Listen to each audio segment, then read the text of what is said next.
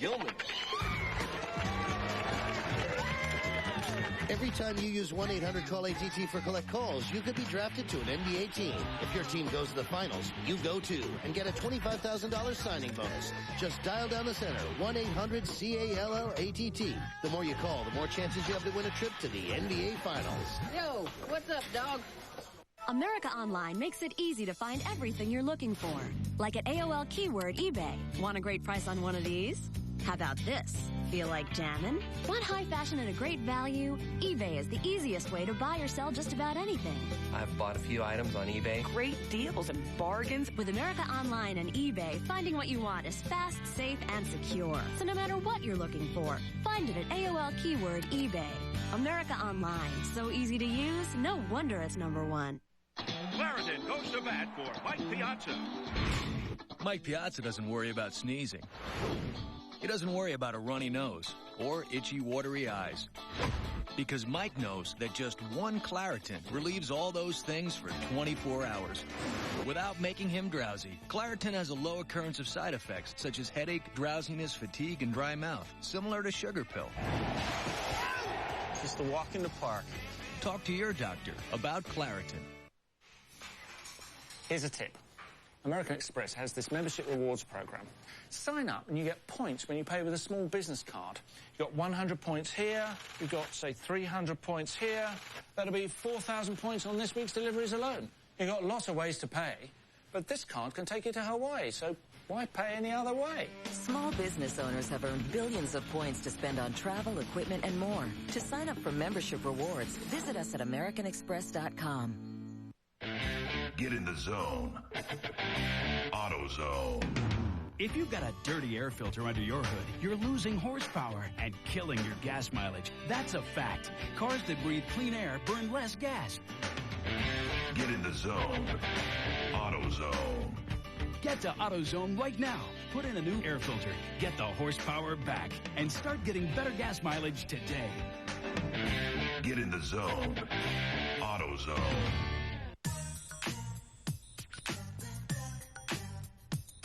Got a craving for a really great chocolate bar? There's only one answer.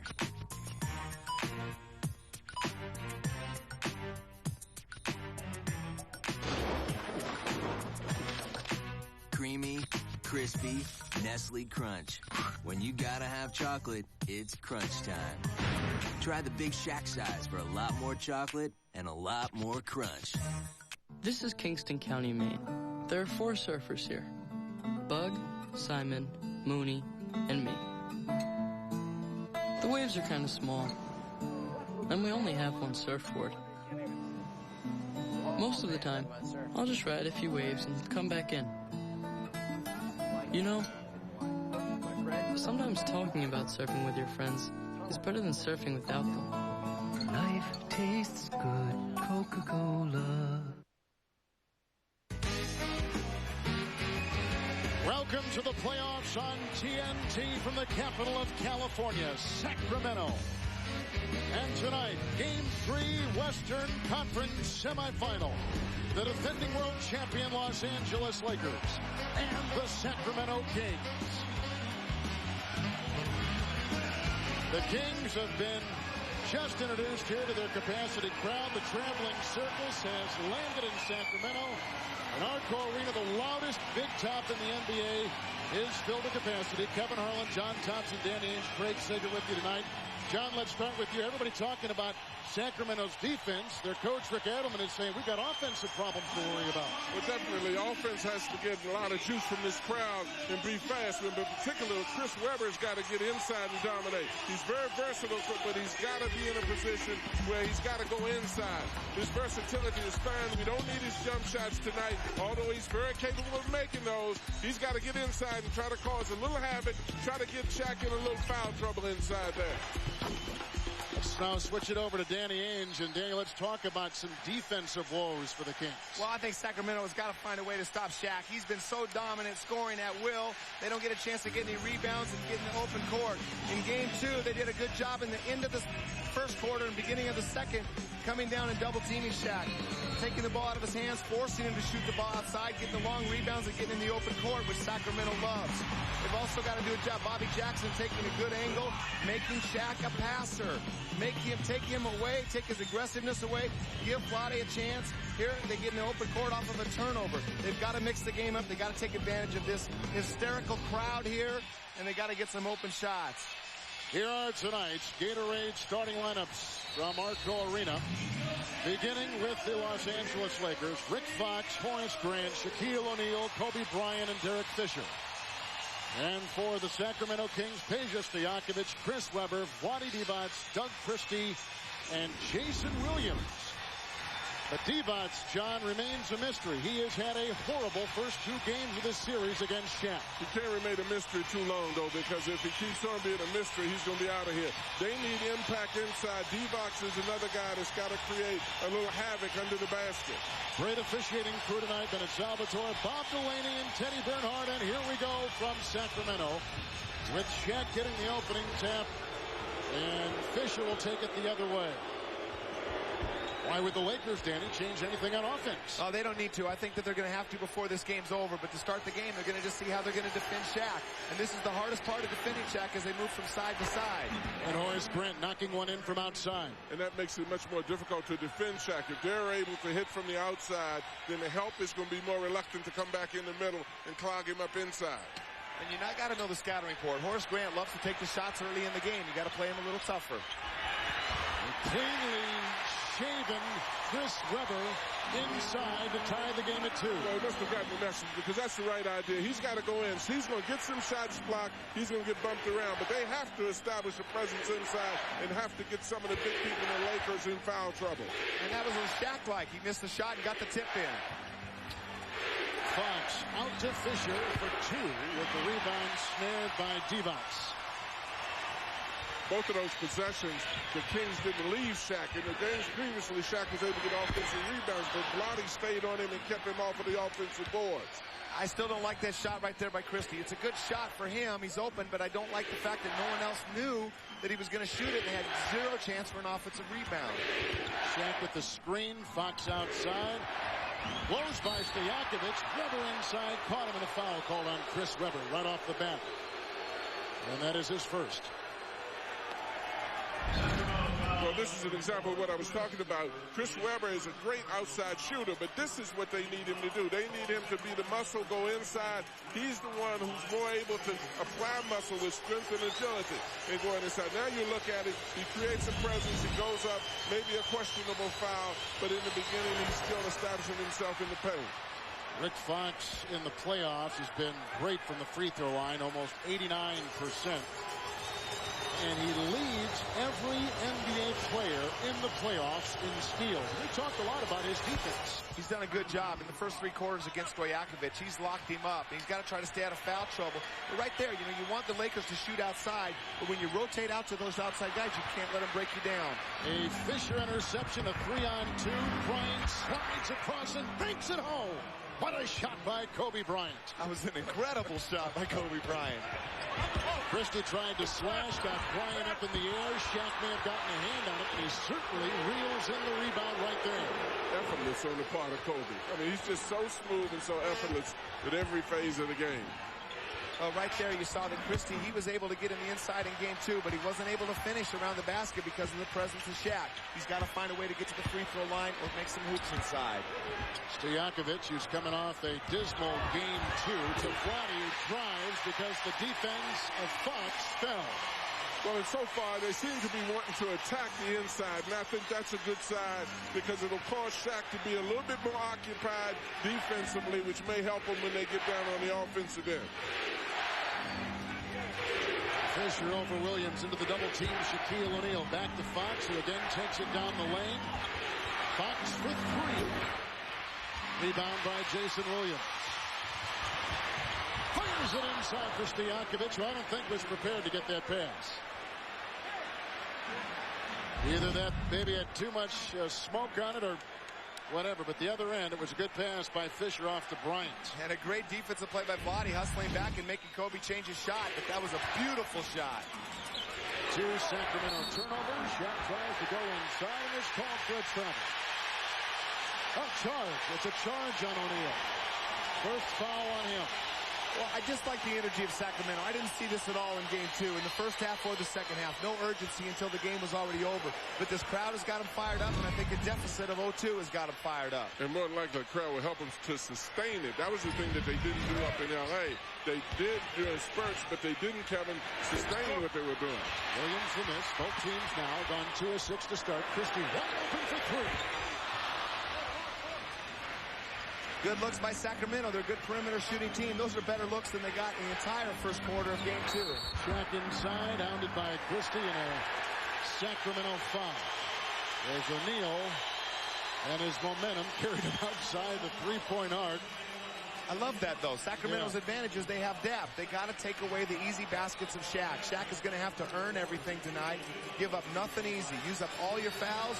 Use up all your players. And John, they may have to go to Pollard in there sometimes. Well, and they keep grabbing him like that. They will get used up because Christie went flying under the basket also. But I tell you, one thing about Shaq, if Shaq starts making his free throws, he'll continue to be aggressive and get more aggressive. If he starts out bad, missing free throws, then his aggressiveness could be taken away. And it could be the best thing that happened to Sacramento. But his free throws have been so much better recently.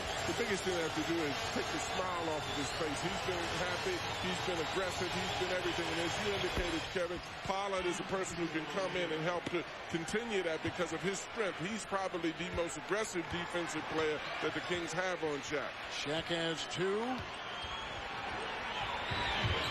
Lakers by 4.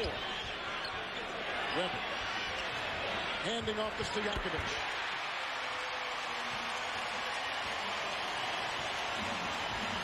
Great execution. I mean, that's a set play. Get the ball to Weber on the post and try to create Stojakovic off of a give and go. Bryant and Christie.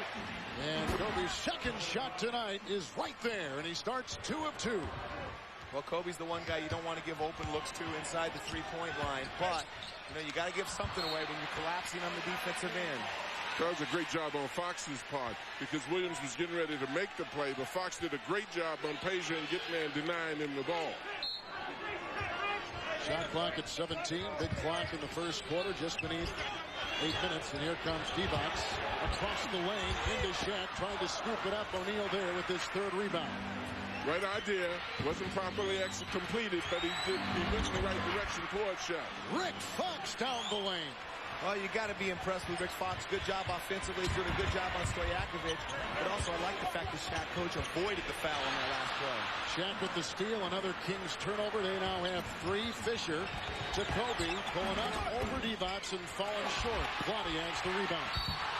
And came down hard. And a Laker foul. Bryant picks up his first of the game. I like the energy of this Sacramento team. They're just going after loose balls. Everything just seems a little bit more urgent. Right there, Kobe got caught reaching and hitting. But right here, Fox does a good job crossing over. Good pick. Weber trying to get there to block the shot. Fox does a good job of shielding him off with the off-ball. Here comes Weber. He's shot a lot of shots outside in that game 2 with Christie firing it back to an open Vlade Divac. And he has been shooting only 27% in this playoff series with the Lakers. He's got to get on. Well, what I love about what they're doing right now is Weber's going to the low post. And even though he's not scoring at will on the low post, he's creating space for the perimeter. They have to honor Weber down on the block, and now they don't have 5 guys on the perimeter. They only have 4. Bryant over Christie. Well, Bryant seems to be far more aggressive. That's going to open up Shaq also on the inside. Williams with the miss, and Kobe Bryant skied for the rebound with Doug Christie picking up his first personal foul. Well, right here, Weber's inside. He swings the ball all the way around, and he's coming block to block, and Shaq hasn't gone out to guard on the perimeter all series. If Vlade makes a few of those, they might have to. But again, because of Weber's inside play, usually Shaq's man Shaq doesn't even need to go out there on the perimeter because someone else can pick him up. Shaq is inside that time, cleaning up the Fox miss. Well, when you talk about consistency, the first 2 or 3 possessions, Vlade put a body on Shaq immediately when the shot is taken, which is what he should do. But now he cannot become lackadaisical and let Shaq become overly aggressive on the offensive boards. Rakovic fanning out a 3, another rebound by Shaq, and here comes Kobe. O'Neal has 4. Kobe has 4. Kobe cutting inside, had the ball knocked away. Picked up by Weber. Kings have numbers.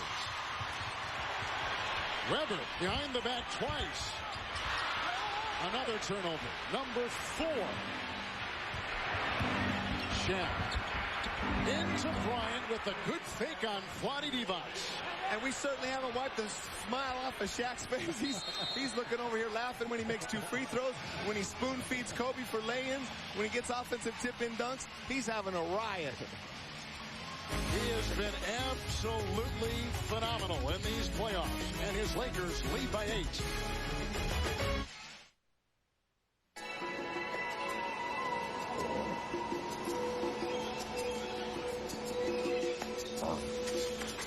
Before I forget, tomorrow I have to work on that beach. Might even want to build a fence.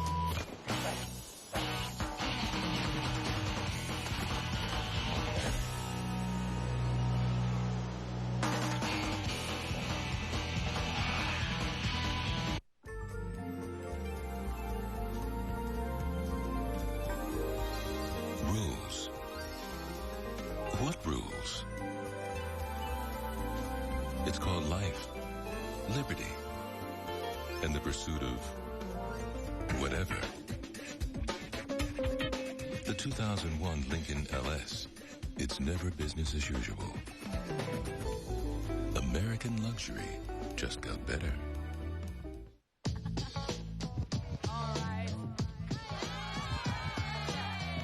Who knows how to play basketball?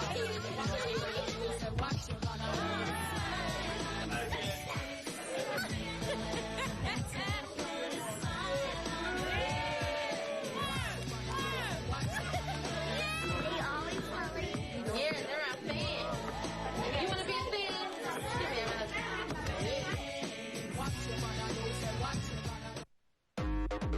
Watch Blade, Sunday, May 20th on TNT. Well, during this current timeout, Rick Edelman told his team, cut out the fancy stuff, play ball, get the ball to Vlade Divac. They feel that is the key to the offense. As Danny Ainge mentioned earlier, if Vlade starts seeing his outside shots, Shaq will come out. Now, Pete Carrill, who's been in this game for 47 years as a high school, college, and pro coach, noticed a shooting flaw in Vlade's game in Game 2. He called Vlade aside yesterday and tried to work on his mechanics. Vlade says you can't teach an old dog new tricks. Well, Pete said, you may be old, but you're not a dog. They worked on the mechanics. They said he was shooting too much with his arms, not involving his knees. They worked for an hour yesterday, an hour today. Vlade has his rhythm back and his form, but most importantly, he has his confidence, and Rick Edelman wants to get him the ball. Kevin? Nice story, Craig. Thank you. Vlade has started 2 of 3. Well, when that old dog is shooting 20-some%, it's time for him to learn some new tricks. I think it's called the home cooking and home court crowd behind him, and a lot of help from Shaq.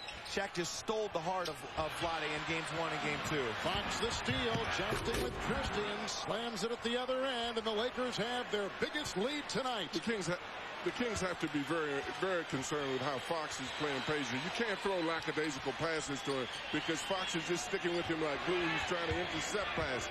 Sacramento 4 of 12, now 4 of 13 from the field, and 5 turnovers. And they're trying to have some flair without any substance. This is how they play all the time. You know, this is not normal, but you got to complete it. However you do it, you got to catch the ball and you got to finish when you have 4-on-2 numbers.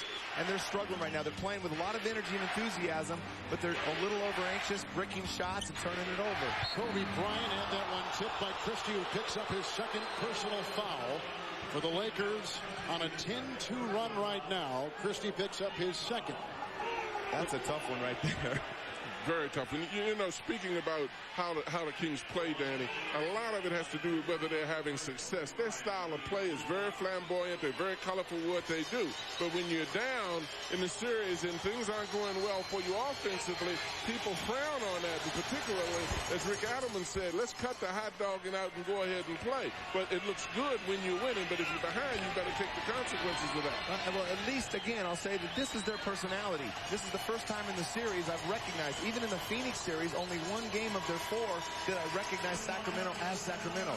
This is their team right here.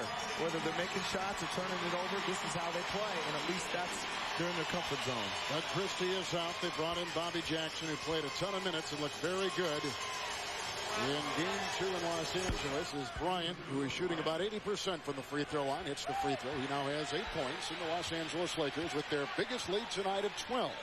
Well, under 5 minutes, John, to play in this first quarter. Excuse me, Greg. I'd like to see the Kings fill lanes on some of the Lakers' missed shots.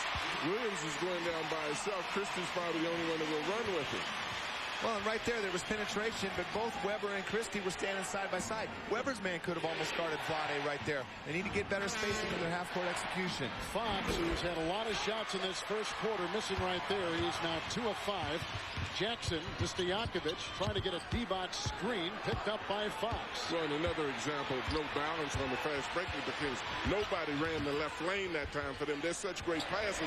If the players would just run, somebody's going to be open and somebody can pass it. The D-box hit a shot right there, a rebound by Shaq, Danny. A shot created has to be taken, and that was not a good decision by Vlade right there. But Stojakovic has to pass the ball. He's dribbling it way too much. Shaq inside, John, devours anything Sacramento throws at him. And I think he took Divac's head off with his left elbow when he went up, too. Under 4 to play in the first quarter. The Kings are shooting 33%. Lakers 53%. Weber across the lane. Well, and that's what they need. I mean, I love it when I see him doing that. This kid is so versatile. He can do so many things, but sometimes versatility is a deterrent to your success sometimes. You've got to pick certain areas of the game and try to dominate with those, particularly if your team needs a certain area to be done. Kobe Bryant defending him. Jackson, rebound by Weber. Quick outlet to Williams. He shifts gears, throws by Fisher, but can't get it to go. Bryant with the rebound. Well, that's great penetration by Jason Williams. Very good decision. Hesitated. He's so quick. He can get to the basket. They're just having a tough time getting the ball in the hole right now, but I like their energy. Jason Williams, who started, John, 0 of 3 from the field. Well, and that doesn't puzzle me. I think once they get going, and particularly if he has 3 lanes, he can get in. But what's great is what you see right now. When you look at Chris Webber right now, he's going in the right direction towards the basket. He's using the power aspect of his game as opposed to using the finesse aspect. Kobe Bryant just picked up his second personal foul, and so he'll be replaced by Brian Shaw. Scott Pollard will come in for the Sacramento Kings, as will Turkoglu, the rookie from Istanbul, Turkey. So it's Weber, Turkoglu, Pollard, Stojakovic, and Jackson for the Kings. Fisher, Fox, O'Neal, Grant, and Shaw for the Lakers. And this is the team that got him going in the second quarter. These are their energizers, Turkoglu, Jackson, and Pollard. They've done a good job, and even Weber's finding some energy right now. An array of moves by Weber, and nothing inside except a foul on Chris Weber. That's the second on him. The Sacramento Kings in desperate need of a win. They're down 2 games to none in this Western Conference semifinal.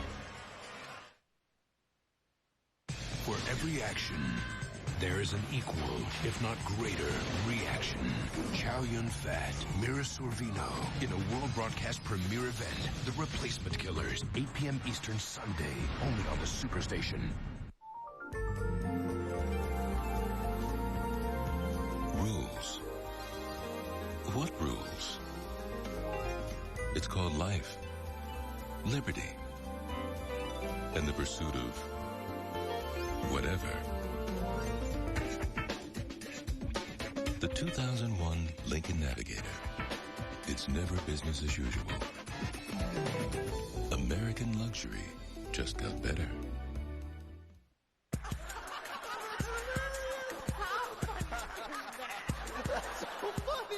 Direct Ticket Pay-Per-View presents a monthly series of comedy.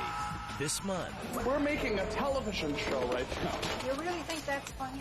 the best of Tom Green, uncensored. Shock! Only $4.99 on Channel 195. Comedy on Direct Ticket Pay-Per-View on DirecTV. Now that's comedy. We've got the whole situation under control. Gather round, heed my word. It's coming sooner than you think. A sight like no other. Truth shall become lies. Lies, the truth. We eviscerate the intensity, the hellfire, and brimstone. Judgment Day is upon us. WWF Judgment Day, presented live by RC Cola, Sunday, May 20th at 8 p.m. on Direct Ticket Pay-Per-View. Order with your remote. NT. Look at those names and look at those playoff performances and look at the name at the very top. Since 1980, nobody has done more with bigger points in bigger games than Shaquille O'Neal. Shaquille's just starting to become in his prime. Last couple of years, he's been so dominant down in the low post, but he does a little bit of everything. He scores inside, he's passing, but his game is all about power and inside key. But great finesse, he shows right there, great vision.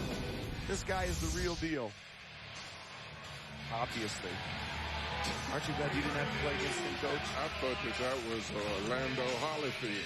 Was the real deal. Hey, John did. He played against Bill Russell in practice all the time with the Celtics. And it was miserable, too. It was very miserable. That's Bill why Russell I never played. He played averaged 8 points a game. Bill Russell only weighed 230. No, I'm not going to justify that. I'm not going to even talk. Give dignity to those statements that my colleague here makes. You know, something is in his water right now, I think. Hey, the Lakers have gone 7 of 7, now 8 of 8 from the free throw line tonight. Well, and that's what makes them dangerous, and particularly when the big fella starts to make free throws, because it's very hard to guard it. The strategy in the past has been to grab him. Now folks have got to have real defensive strategies for him.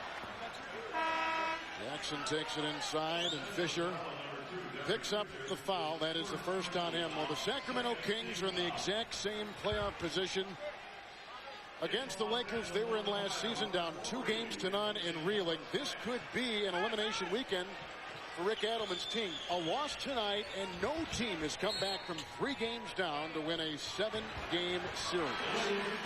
So they need a win, and they need to get some energy from this crowd in a state which right now is strapped for power. Well, they've gotten energy from the crowd. Now they got to re-energize the crowd. The crowd's been giving them all sorts of help. And right now, every time they do something good, the crowd gets going. But they get on a little run, this crowd will go ballistic. John, all 14 Sacramento points have come from front court players. The guards are all at 6. Well, the guards are all at 6, and one of the reasons why is Rick Fox is doing a great job on Pazier, and I think he's gotten in his head a little bit. Pazier made a great decision that time because he cut to the basket, and it was a tremendous pass by Vlade. Robert Horry, fresh off the bench, hits the 3. The Lakers had missed 17 consecutive 3-point field goal attempts, dating back to the second quarter of Game 1 in this series. Rebound Pollard.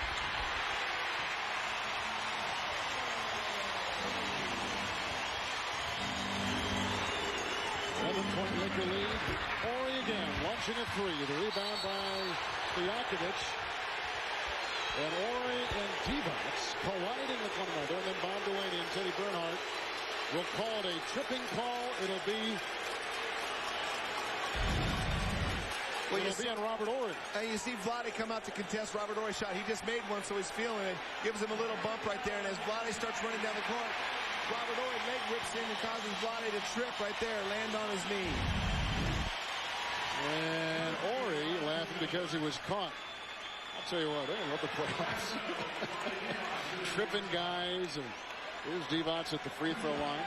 Well, I'll tell you what, you know, all the people that say the Juwan Howard fouls weren't flagrant. I mean, a trip is a flagrant, and the guy's in the air and you take him out, that's definitely flagrant.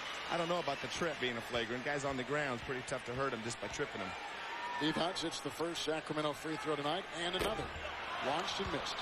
What are you saying? That if a person trips a person purposely in basketball, it's not a flagrant foul? No, I'm saying that the flagrant fouls in the air are a lot more dangerous than guys on the ground. And when guys go down, landing on their heads. Is what you're saying. So that should determine whether it's flagrant or not. Yeah, how can a flagrant foul be if someone trips? Depends on how fast you're running. Yeah. And if it's done on purpose. Danny Ainge did all of these things. Don't give up, Danny. Come on. No, he did all of these things. Clipped people, pushed them, shoved them. So now he's trying to justify it. Absolutely. Turkoglu with the miss. Here comes Brian Shaw. Out to Fisher. Minute and a half to play in the first quarter. Ori for three. He hit his first, has missed his last two. Turkoglu, the rookie, has it. Racing the other way. Met by a double team. And a nice steal by Ori. Retaken by Pollard. A new shot clock. Stojakovic getting a Pollard screen. Ball jarred free. Here comes Shaw. Weaving, driving up and off, and a foul on Sacramento. Peja is probably justified in thinking that the fouls are made, but what he's got to realize is that the more success he has, the more aggressive the defense is going to become with him. He's got to hold the ball strong. He's got to become offensively more physical in his play. But complaining to the officials while the Lakers are going on a fast break is not the answer to success. Jackson picks up his first foul. You saw the turnover story. 9 combined for these two teams. Ryan Shaw at the free throw line, and that is good. And the Lakers from the line tonight, a pristine 9 of 9 with Jason Williams looking on as he missed his first couple shots tonight, as he did in Los Angeles in Game 2. Great intensity for this game, though. I love it. Tripping guys, flaking fouls, pushing. I love that. He says you written all over it. Absolutely. I did my share of that stuff, but I had that stuff happen to me, too. I had to learn it. I learned it from someone, Coach. He initiated it. That's why I loved it. He initiated it all. This guy's unbelievable. Here comes Jackson across the lane, over 2 and down. Jackson has been playing unbelievable. Yes, he has. He's playing with so much confidence. And again, this crowd really loves him because he plays every aspect of the game. And his offense has really improved this year. Inside Shaq. Outside Fox for 3. Rebound by Scott Pollard. The Lakers have been out-rebounded tonight by 3 by Sacramento. And there's been 5 or 6 just bricks been thrown at by him. There's no way he was trying to bank that. Would you pass the ball, Stojakovic? Well, that's where the Kings have to get out and run. The Lakers are missing some shots. They've got to get out and try to capitalize on fast break. They're just running one lane in the middle man.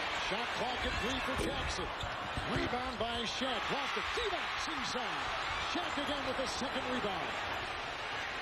The Kings are being more aggressive on the boards, though, and that's a good sign. Last game, they didn't even bother to go to the boards. They just ran back. Shaw right down the lane. Knocked away as the buzzer sounds. Our first quarter has come to a close. In Game 1, he had 44. In Game 2, he had a total of 43. And through one quarter night, 6 points. He had 14 points in quarter number 1 in Game 2. Western Conference semifinals. Lakers lead after 1, 29-19. For centuries, they have planned the conquest of humanity. The world belongs to us, not the humans. And in the final days of the living, one man stands between us and the darkness. A daywalker. All our strengths, none of our weaknesses. Nothing to me but another dead vampire. Wesley Snipes, Blade. See the network television premiere Sunday, May 20th on TNT. A customer gets through to you. So now what? Get your customers exactly where they need to go with customer relationship management from Avaya. Communication without boundaries. Your voice network, your data network. Bring them together and see what you can do for your customers with converged networks from Avaya. Communication without boundaries.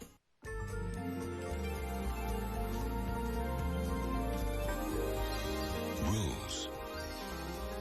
What rules?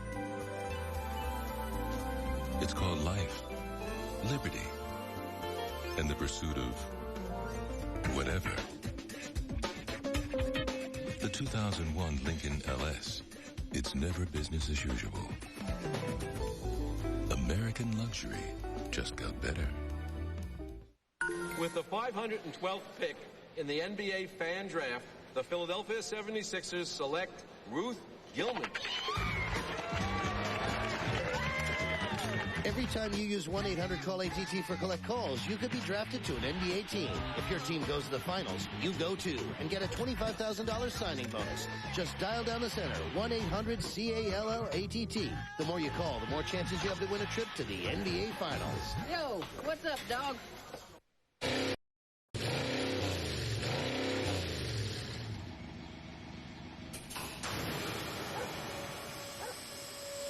Some guys take their car's performance a little more seriously than others. That's why they turn to Valvoline SynPower Complete Fuel System Treatment.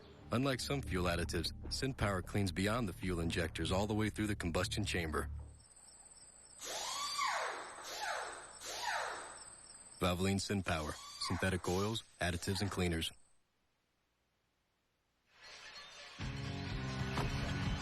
Here's what we saw in game one, Danny. Well, in game one, Shaq had his way. They were supposed to double. Look at Stojakovic just standing there, not giving any help to Vlade. In game two, you see the aggressiveness comes so much more. They're making it difficult. They're trying to come at him. That's too easy. That was in game one also. Here in game two, now they're going to make it tough to get the ball into Shaq right here. They're going to sag from the corner, sag in here as the ball goes in. And then when Shaq catches it, they're going to come down and take it out of his hands. You see Turkoglu in Shaq's lap. You see Stojakovic in Shaq's lap. They got the ball in. Bad angle on the trap, but they're still forcing them to beat him from the outside where they're only 3 for 22 coming into this game. Good strategy, good energy. They've got the tempo where they want it in Sacramento's favor. They just have to execute and make some baskets at the offensive end. We begin the second quarter. Kevin Harlan, Hall of Fame coach, John Thompson, NBA All-Star Danny Ainge, Emmy Award-winning reporter Craig Sager. Jackson throws it down low. Weber trying to back his way in. Works on Ori. Hooks it up and a miss with another rebound. Gobbled up by O'Neal. He's got 8. Kobe Bryant is on the bench with 2 fouls. The Laker lead has gotten as high as 13 points. Kobe back in the game. And over Turkoglu with the rebound by Pollard. Great box out and a chance to get in the open court. So that's the problem with the Kings. When they're getting those missed rebounds, they're not getting out and running in a balanced floor. If they do that, the guy with the ball has an opportunity to penetrate because the defense doesn't have to sag. Ori galloping down the lane, crashing into Pollard and a foul. That was a big-time hit. Ori picks up his second personal foul of the game. An excellent defense by Pollard, giving up his body in the middle of the lane right there. Ori's coming in down the court. He's completely out of control right here. Fadi got hit from behind by Weber. Got a jump stop, make the pass. Ori will lead. Grant will come in. Grant, Fisher, O'Neal, Bryant, and Shaw for the Lakers. Lakers have 3 offensive fouls. So far, Shaq has 1 with 6 points and 8 rebounds. Robert Ori was angry about the call. He thought Weber Danny Ainge couldn't even make that call. How about Pollard, though, taking it inside and right in the middle. Weber with a spin over Grant. Rebound by Bryant. Outlet caught by Shaw. Well, Weber's having trouble finishing those shots inside, but I still like the effort. I still like the moves. He's putting some aggressiveness on him, and he's taking the Lakers out of their open court. Shaq turnover, a pirouette at the other end by Jackson, a bump into Fisher, and a foul on Derek Fisher. Well, we have seen some adjustments on Sacramento's defense towards Shaquille O'Neal. Well, what they're doing is they're going back, and particularly when he puts it on the floor. The last game, Danny indicated the fact that they didn't even go back on the dribble. But once they get possession of the ball, the Kings have got to get out and run and balance the floor running. Turkoglu from outside nails a shot. His first basket tonight. And I think Turkoglu can take advantage down the low post, too. He's got Brian Shaw guarding him. He's a 6'9" player with long arms and a good touch. So there's another guy they can get the ball to and take advantage of their mismatch. 8-point Sacramento deficit. Lakers shooting 40%. Kings 36. Fisher easily inside on Jackson. Shot clock at 1. Bryant on the fly. Rebound tapped by O'Neal and a loose ball foul. And Shaquille O'Neal has just picked up his second personal foul.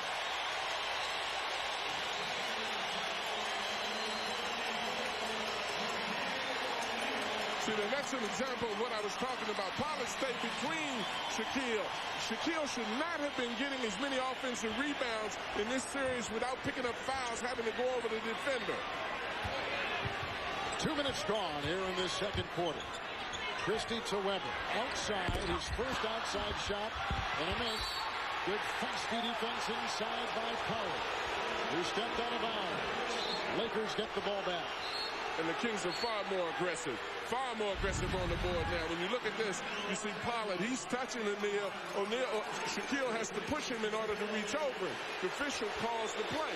Even down on the other end, the Kings are far more aggressive in going to the boards than they were in the last game. Well, you saw Shaq's frustration. He threw the ball out on the double team, and he wanted the ball back in. But Fisher went to the weak side, took up a bad shot. Fisher for two, and he nails it with the assist to Kobe Bryant. Well, that's what you're talking about, Dan, and you're talking about taking the smile off of his face. When you start aggressively playing, you don't let Shaq relax as much. Here comes Weber, who has gone only 2 of 8 to start this game tonight. And this is them. Outside again. Weber takes 2 consecutive long-distance shots. Well, and Shaq's not in the game right now. You know, he's a great shooter, but you go in, he went in, he didn't get fouled, he didn't get the basket, and got a little probably impatient with it, but he got to the points that he needed to get to, and he's got to continue to go inside, particularly when Shaq is not in the game. By the way, Fisher, when he hit that field goal a couple seconds ago, Lakers had a field goal drought of almost 5 minutes, dating to the late stretches of the first quarter. Well, now Kobe becomes the focal point of the Laker offense. Doug Christie with 2 fouls is a big part of the game right here. Kobe Bryant. Rebound by Weber. Here's Christie, cross court to Jackson. Turkoglu for 3. Rebound by Bryant again. Sacramento's getting their kind of shots, and again, it's still their tempo right now. They just cannot finish the baskets on the outside or the inside. Jackson a bump on Bryant and picks up a quick Sacramento foul. Well, Bryant plays at both ends of the floor. He rebounds the ball. You look at him with the ball. He just looks so smooth and so comfortable. Before, he looked like he was more in a hurry, but now he just takes his time. And a timeout. The ballpark. The last bastion of brotherhood. A world where strangers pass each other's food, drink, and hard-earned cash. Where a simple beer man hands off a frost-brewed Coors Light, trusting not a drop of Rocky Mountain refreshment is lost along the journey. Hand to hand, man to man, until it reaches its rightful owner. Hey, beer man, where's the rest of my Coors Light? Fellas, have you no shame?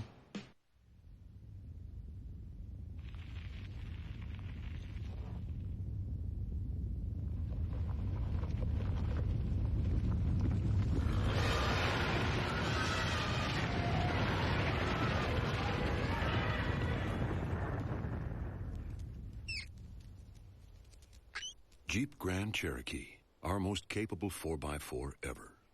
Jeep Grand Cherokee adds another award to its trophy case. We were 6 weeks from graduation, the 5 of us.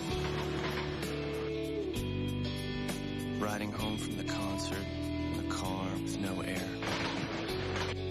And it hit me. It was the best night of my life. And I kind of wished we could all stay on that train forever.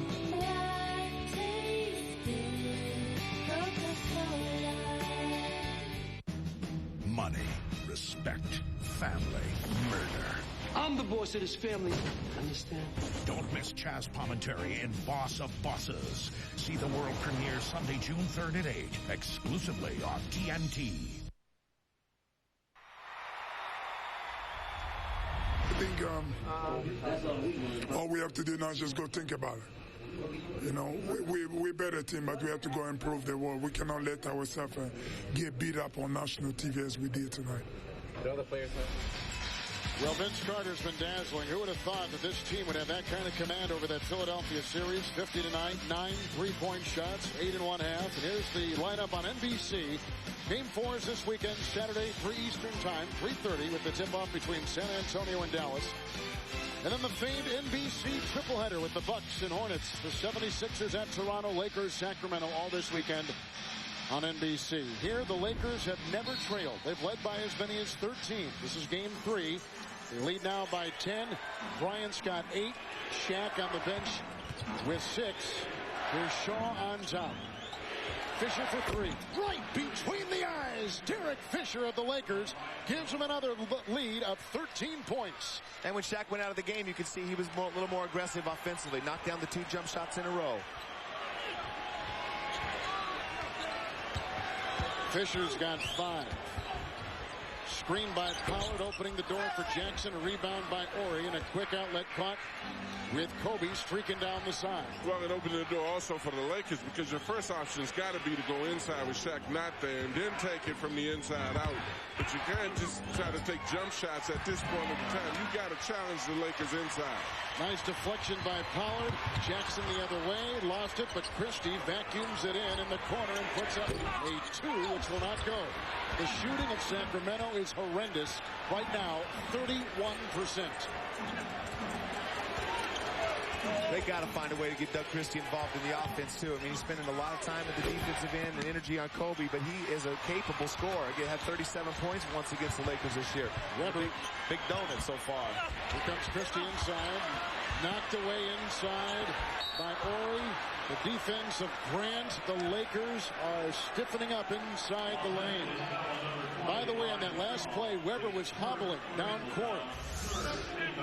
Well, he's been hobbling a lot throughout the season, but one of the things that this team needs to realize is that they got to complete. They're getting to the basket and missing a lot of easy shots and have missed them. You look at the field goal percentage here, it's awfully low with these 3 guys, but that's not because they have not been in a position to score. The coach has gotten them in a position to score. They've got to complete some of this stuff. Now, here comes Shaq back in the game, and they're basically taking nothing but outside shots. What are they going to do now? Go inside?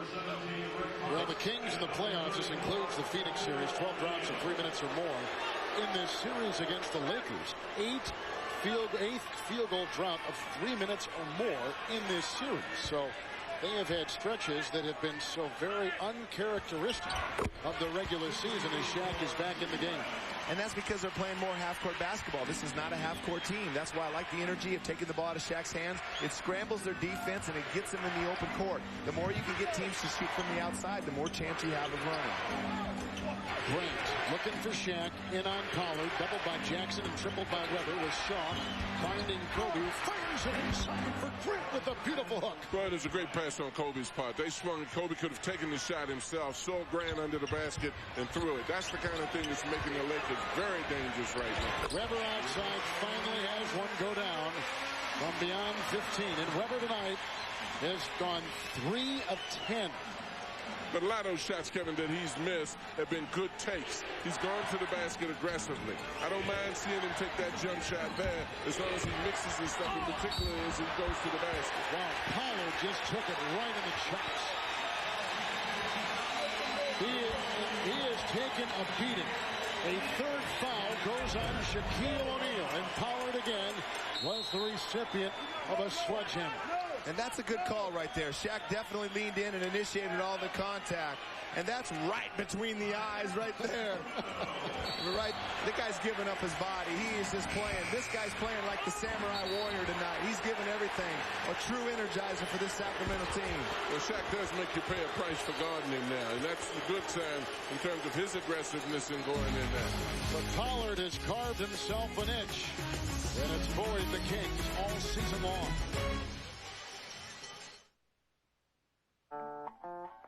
There's only one Amazon. There's only one jungle. There's only one mother. There's only one mother. There's only one past. There's only one future. There's only one Jeep Liberty. The next great Jeep idea.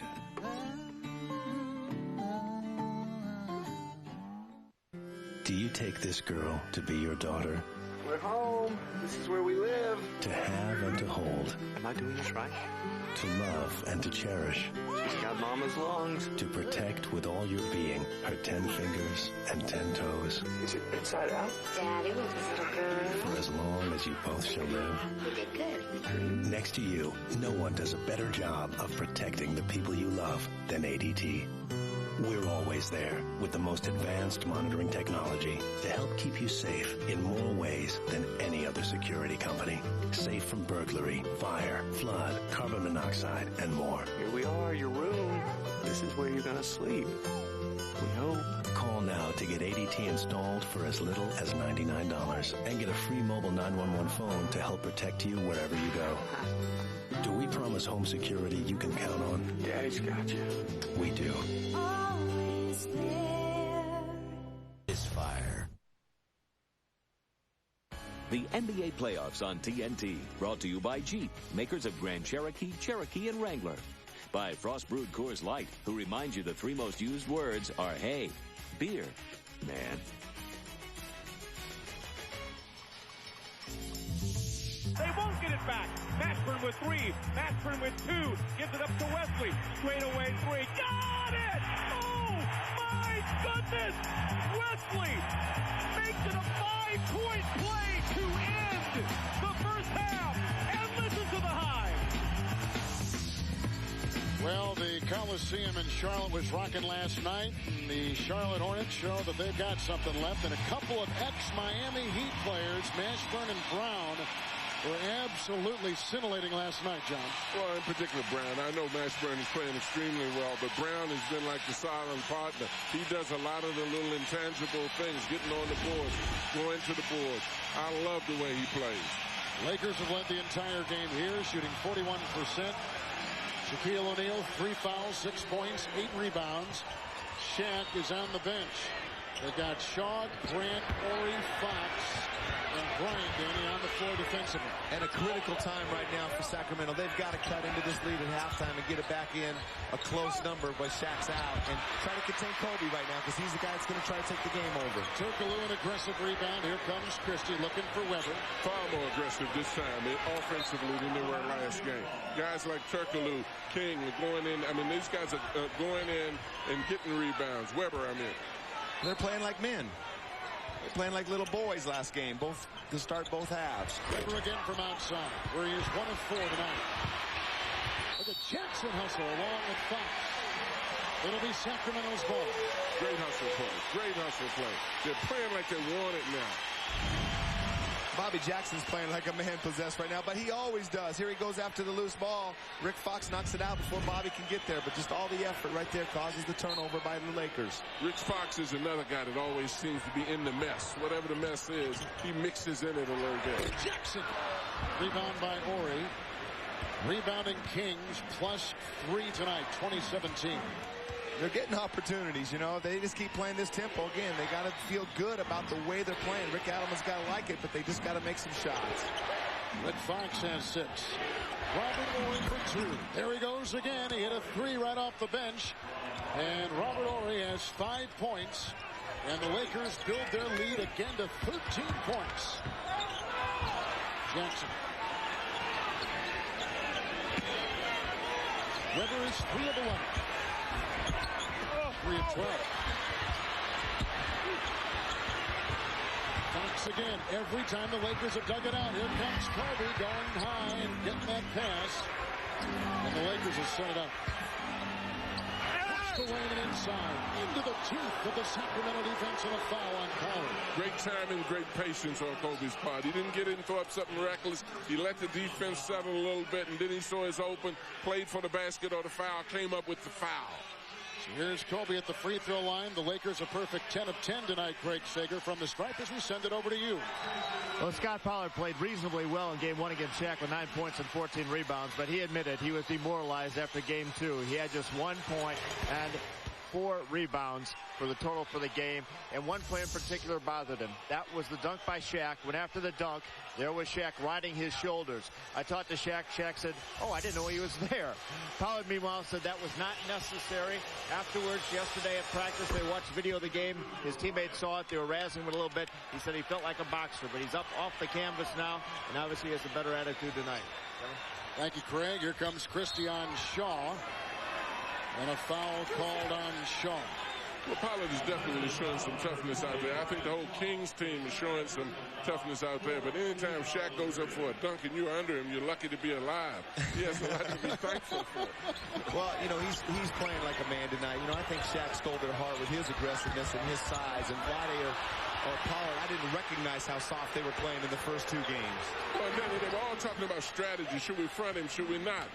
And definitely the thing that they needed to do is just to get out and play hard and play aggressive, and that's what they seem to be doing much better tonight. Kings have 9 turnovers. Kobe Bryant slishing inside and can't get it to go. There's a 2-on-2. Williams, Bryant with the steal. And Kobe the other way. 10 Kings turnovers. The Kings by Bryant. The drive and the foul. And that's number 3 on Kobe Bryant. And Shaq is already on the Laker bench with 3 fouls. And Phil Jackson's got a lot to ponder. And that's a good call. This is a good defensive play by Jason Williams right there. There's nothing he can do. Kobe just lowers his shoulder to try to get by him. Didn't get completely square on him. But you got to be careful when you got 2 fouls. You got to finish the half with the last 4 minutes without getting the third one. Well, you have to take care of the ball, too. I think a lot of it is, the Kings players on the weak side are not running the floor. They play with too many great passes not to run. 3-on-1. Fox to Shaw, set up by a turnover at the other end. Teron Lue is now in the game, taking the place of Bryant.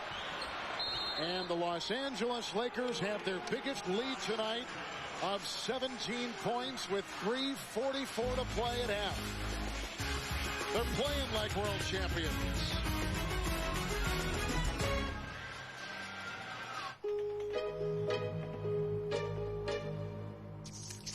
Let's do it. These guys don't look so tough. Heads up. I got your back. On your left. Go. I'm hot, baby. Time to go for a spin. Gatorade. Bring your game to life. I'll take the big guy. Which big guy? Let's take a look at the American Express leaderboard. In the last semifinal appearance for the Kings, 81, the Bucks, 87, the Mavericks, 88, and never have the Raptors, an expansion team a handful of years ago, been at this level. But, you know, it's good to see some of these new faces and new teams at this level. Absolutely, and it's so good for Toronto because then Vince Carter stepping up. Maybe he'll stay in Toronto and give that franchise a chance to succeed. And maybe Weber, with some success in the playoffs this year, will stay in Sacramento where they have a chance to get some continuity. Kings get their first field goal in over 3 minutes. Here comes Lue through traffic and pitching it outside to Grant. Rebound by Jason Williams. Out there with Stojakovic, Divac, Christie, and Weber, the recipient. Now as he works into the double team of Lue and Fox, it's a 3 by Stojakovic. Another miss and a rebound by Warren. Well, they're trying to get it back to real quick, and they're getting a little bit frustrated with their offensive. I mean, this tempo has been perfect for Sacramento. This is a game where they could have 50 points right now, but they're just having a tough time getting the ball in the basket. Right now, the Lakers completely abandoned the triangle without Shaq and Kobe. It looks like the Bermuda Triangle. Kings have not hit a 3 all night long. A twist by Stojakovic as he takes it inside in his foul. Well, Stojakovic is doing a lot of one-on-one. They've still got to get out and run the break. Run the break. Then if it's not there, penetrate. If it's not there, pull it back and run their offense. On a timeout.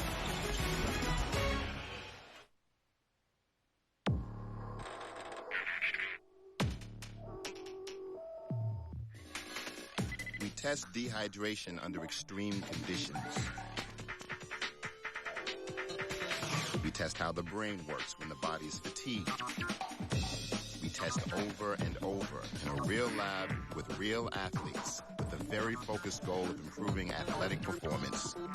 It's called the Gatorade Sports Science Institute. You can look it up.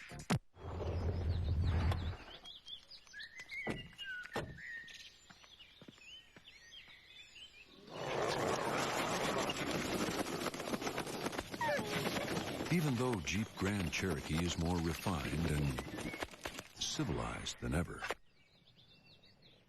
rest assured, it still hasn't lost its animal instincts. Jeep Grand Cherokee adds another award to its trophy case. Everything's got to work like, it's a symphony, right? So the piston goes down, then it's going to come back up. That's the job of the piston. You got your valves, you're like little doors, you know. Sometimes you get deposits on your valves. It's not the valve's fault. It's the gas you're buying. If you used Chevron with Techron, we wouldn't be having this discussion. No gasoline cleans better than Chevron with Techron. No monkeying around now. You know, the most amazing things happen to me every time I begin to read. I can fly among the moon and stars, or I can visit lands both near and far. I've always liked a good mystery, but there are so many things that interest me. And my favorite thing is when it ends, another book starts it all again.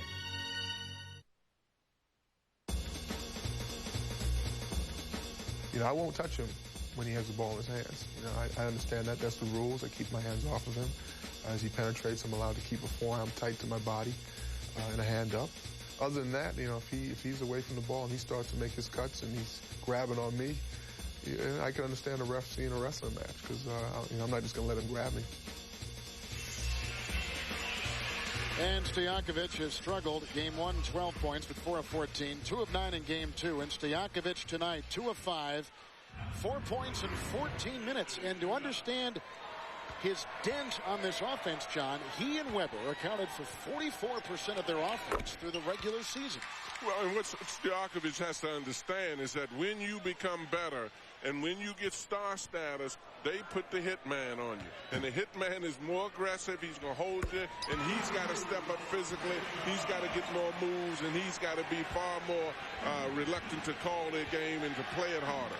And he's also got to be more patient. He's got to let the game come to him. Right now, he's trying to play one-on-one. That's not his game. He can beat people off the dribble, but no one else is touching the ball while he's having a struggle offensively. Box the miss. Derek Fisher back in for the Los Angeles Lakers. Lakers, by the way, only 1 offensive rebound tonight. There's D-Box at the other end. But Kevin, that's what I was talking about. If they run with this kid can make the pass. He's not a setup guard. In transition, he is very good. With maturity, he'll become a setup guard, but he's got to have wings, a middleman. You got to get out and run when Williams has the ball. And that was almost like the turnover he had throwing it to Weber. Weber wasn't looking for the pass, and Vlade wasn't looking for that one. He caught it too late. Shaw for 2.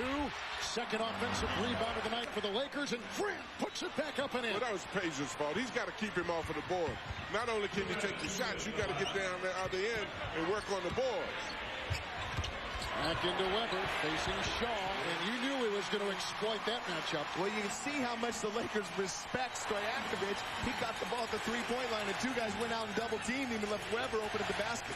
That's how much of an effort, a concerted effort they have to not let him get open threes. On a steal by Jason Williams. Ahead to Christie. Fox from behind. Won't matter. Well, you know, they got it down to 9. They've only gained 2 points since Shaq's been out of the game. That's actually a bonus with Shaq and Kobe out. They're still ahead by 9 points. But right there, Jason Williams, 2 great defensive plays, getting them in the open court. The Kings on a 9-2 run. And for the first time tonight, R2 Arena is living up to its reputation.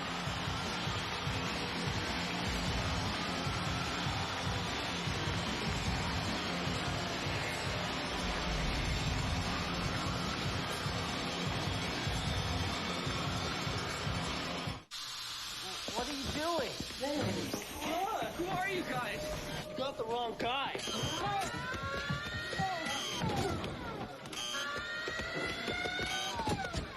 Think this is harsh? Well, it's what you do to your car every day. All that stop-and-go driving is torture on your engine. But Pennzoil with Pure Base is formulated to protect against the harshness of all that stopping and starting.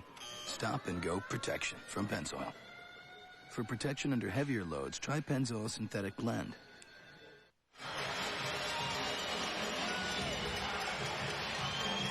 Dallas, San Antonio. Spurs lead this series 3-0. Duncan and Robinson doing a great job. Michael Finley, John, has struggled only 32% from the field. And tomorrow, Game 4 with a possible sweep in Dallas by San Antonio. Well, in San Antonio, it's just so doggone deep. You talk about quality substitutes. The guys that they put in off of the bench really come in and do a job sometimes as well as the guys that they have start the game. Zed Fisher, a good addition to this team. I mean, he was injured most of the season. He's come back, and Fisher now has 7 points in the second quarter. But one of the things he adds is defense in terms of quick and smaller players. He also adds pace on offense in pushing the basketball. At least they can run. You don't have to take the shot, but at least you push it down the floor. He's got a lot of juice. I like him. I like his defense. He plays basketball like a linebacker, and I love it. He draws a lot of charges. He gets in the way of the penetration. He gives them a lot more energy than they had at the beginning of this year. And plus, he has a tendency to make some big shots. He's not afraid to shoot. He's still not a great shooter, shooting under 40% in the playoffs, but it's improved. Which late offense, Danny, in a close game for the Lakers, they need someone like Fisher to be that way. Right, he's not afraid. I mean, he'll take big shots, and he's going to make some because he's not afraid, because he's going to get a lot of wide-open looks because of the presence of Kobe and Shaq. Single-digit deficit now for Sacramento, down by 9. They trailed by as many in this game as 17. Morey from outside. Rebound by Christie. 45 seconds to play in the half. Christie will dance and feed inside, and nobody is there, and the Kings turn it over for an 11th time in the first half. Well, it's what are they happening doing? too many times. They're getting out real quickly, trying to force the ball in. That was a terrible angle to try to get it into Weber. But in the same token, you can run if you don't have it. Then you pull it out, take your time and work your offense. I like the running, but I hate what they're doing at the end. Remember now, Shaq is on the bench with 3 fouls. Kobe Bryant was right next to him with 3. Shaq was out. Left the game at 6.5 to play in the second quarter. It was only an 11-point lead for the Lakers. Christie with Shaw defending it. Puts the lane. Weber's inside. Bobbles it. Reels it in. 1 second, no time on the shot clock, and that's it with 5 seconds to play in the half. The shot clock ran out. A violation on Rick Adelman's Sacramento Kings. And that's the second time that's happened. Weber went up for an offensive rebound softly with one hand to try to tip it in, and they're grabbing and holding, and they're not calling fouls in there. They're letting him play, but he's got to go up there and just snatch that ball. He's got great hands. He's got to just yank it out of the air and go back up and dunk the basketball. Well, he's going in the right direction. He can't get discouraged from going in the right direction even when the fouls are not called, and that's what Chris tends to do. That once he goes in that direction, the referee doesn't make the call that he thinks he should make, he turns into a jump shooter. He's playing the game the way his team needs him to play right now. He's got to continue to do it. Kobe Bryant has come back in for these final 6 seconds. Dancing on Jackson, trying to feed, rams his way into Weber.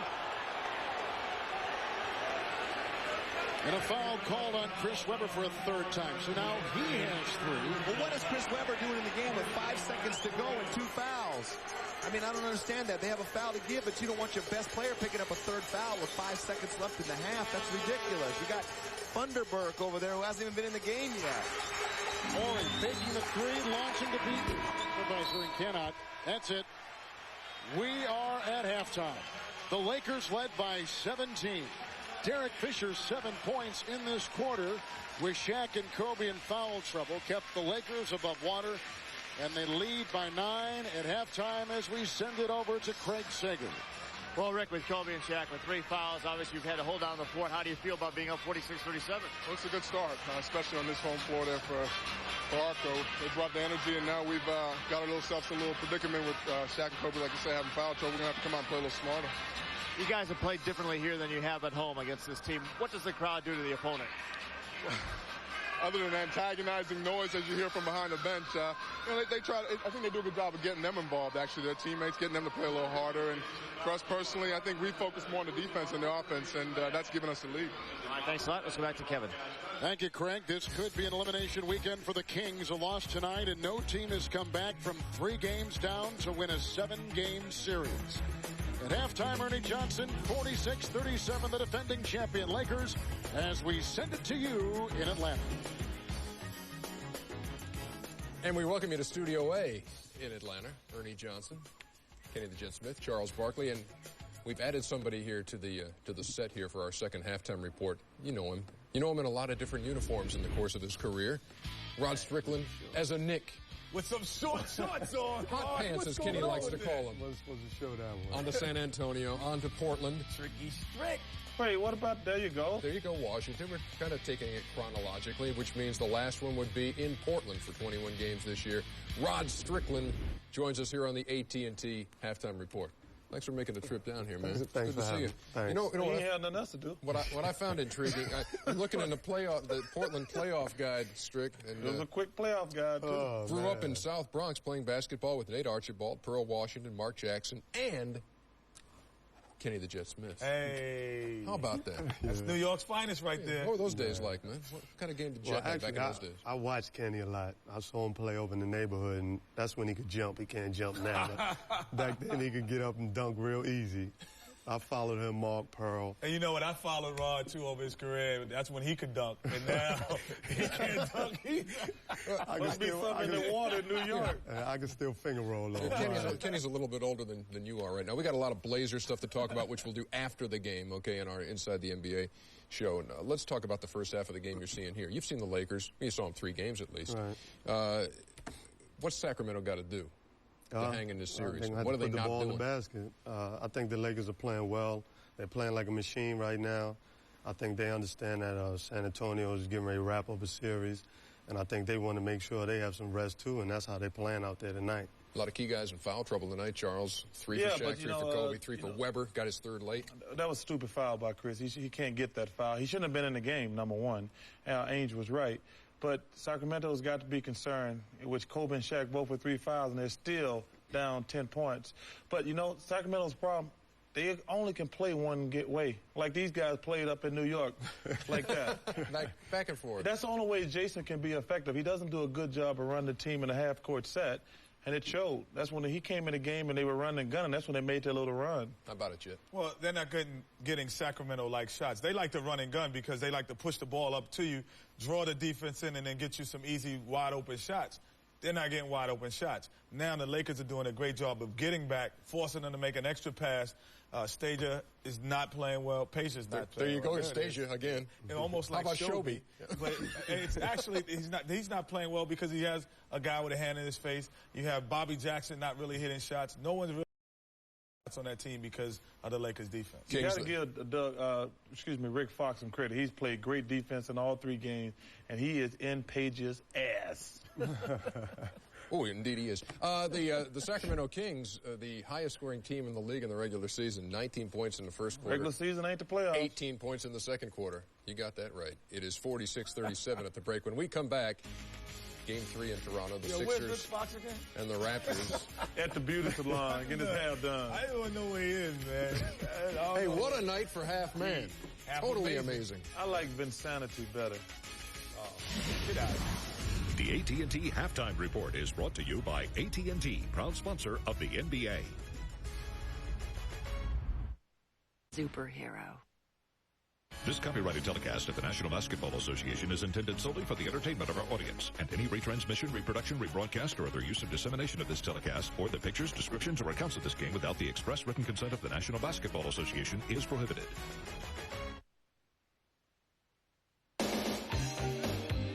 Welcome back to the capital of California. These are the NBA playoffs on TNT.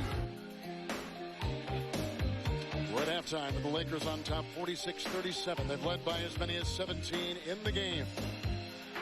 The Kings were hoping for a good shooting night from Vlade Divac. And as Craig Sager told us earlier in the first half, assistant Pete Carrill worked during the last couple days on Vlade's shot and the way he was shooting, and it's paid off 4 of 7. But the rest of the guys, John, have really been staggering. Well, and I think one of the problems is, Kevin, that they are a fast break team. They've got to get out, make fast break baskets, not have turnovers and make layups. They also have missed all of their three-point attempts. One of the good things, though, is that they have 8 offensive rebounds in the half, and that's a change from last time.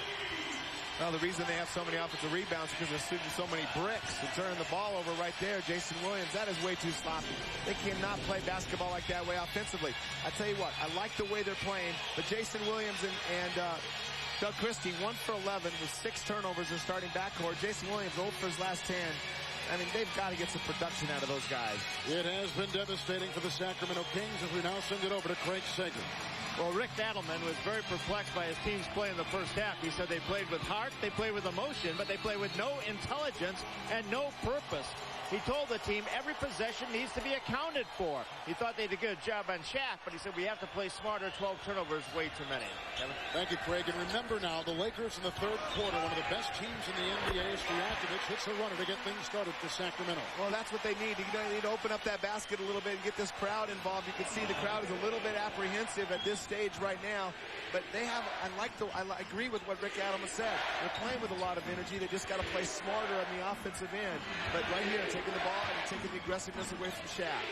Shaq's got 3 fouls, an interception by Doug Christie. Here comes Jason Williams. Well, they have to push the ball. Again, you have one lane being filled, and the other lane, there's nobody there. That shot is not it. I don't think it's Jason's fault, though. He takes the shot out of impatience. The guy is a passer and an open field player. He wants to get out and run, but he's got to be smart in terms of his patience and taking the shot. Here's Shaq with 6 points and 8 rebounds. Derek Fisher, who had 7 points, authored in the second quarter, comes up with 2 right there. You know, Kevin, one of the things about the Kings, as is the case with most teams, is that they get their confidence and their identity from their offense. When they're not playing well offensively, they're not as aggressive defensively out here. Devons tries to plow his way inside, and a Sacramento travel. It's on Devons. And through the first 24 minutes of this game, here are some of the numbers. 32% shooting by the Kings. Offensive rebounds, just 2 for the Lakers team. Backcourt points, a huge difference.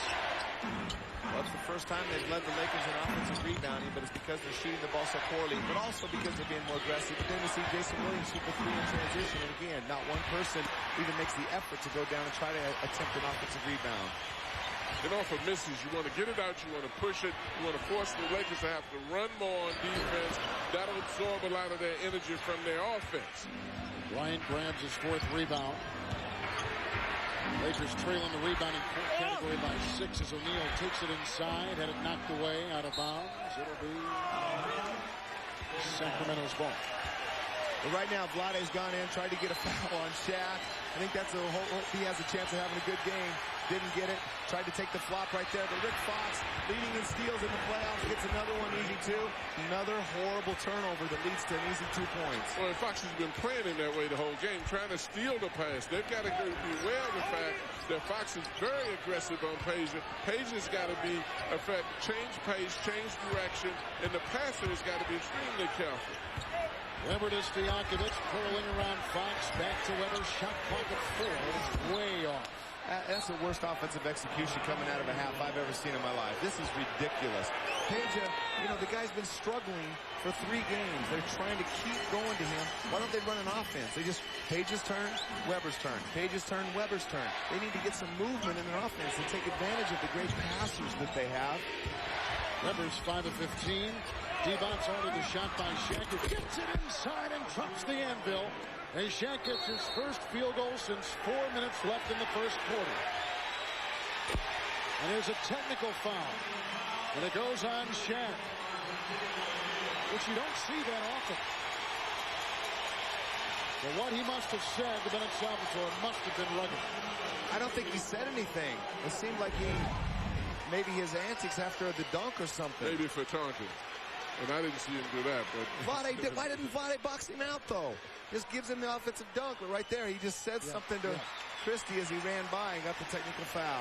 Well, and I think these guys have become a little frustrated with his strength, and these guys are more interested in flopping. Christie flops, I think, on this one, as you looked at it right there, even before Shaq even made a motion for him.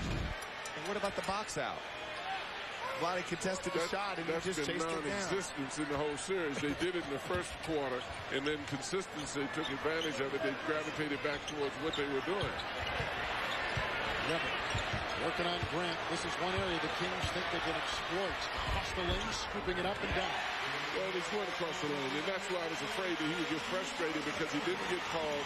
He's grimacing running. Certainly you pay a price for going to the basket, and that's why a lot of players don't go to the basket. But that's exactly why I like Kobe. Kobe will shoot the jumper. He'll use a lot of finesse, but he's not afraid to pay the price of going to the basket and taking the hit. Christie picks up his third personal foul. Here you can see some of the scores tonight. Weber has gone 6 of 16. Shaq with only 8. Remember now, the last couple games combined, he has over 80 points. But tonight, early foul trouble have curtailed his play. Nonetheless, the Lakers have led the entire way by as many as 17. Now the lead with Bryant at the free throw line. 8 now to play in the third. They'll go up to 54-42. And this is exactly what their game plan is. You can't give up the dunks to Shaq like they got. They can't run out of that. Their half-court offense has been terrible in this series. And they can't give up the free throws to Kobe. Christie spins off Kobe, takes it inside. They need to continue to be aggressive and attack the basket right now. With Kobe and Shaq in foul trouble, they're going to be a little bit more hesitant to come over and help and create any sort of problems for the next few minutes, and they've got to try to score easy baskets. Bryant trying to bullet a pass into the double-teamed O'Neal, and a foul was assessed inside. Divac picks up number 2. Well, Divac looked like he was wrestling him at some point. You're talking about dislodging. He can't dislodge Shaq because of Shaq's strength, but he certainly has hit him in the head. He's pushing him and he's shoving him. Lakers shooting for the game 40%. Kings 34%. Bryant wide open from 3. Rebound tapped and volleyballed by Grant to Fox, and then Christie steals the ball. 3-on-1, Christie to Stojakovic.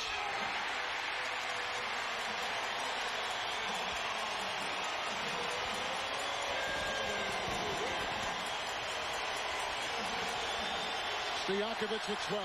Well, this is a fast break team. They capitalize on a steal. 2 ways you get your break is off of the rebound and off of the steal. But they've got to get out and get this crowd in it the way they are right now. Bryant the fake, the drive, off balance, deflected by Christie. Here comes Jason Williams the other way, shifting gears and fouled away.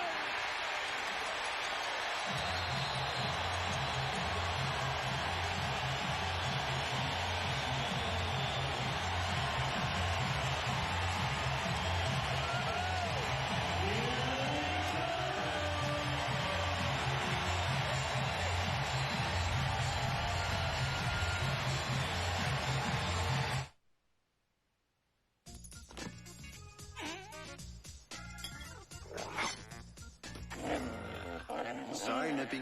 You'll give in before I do.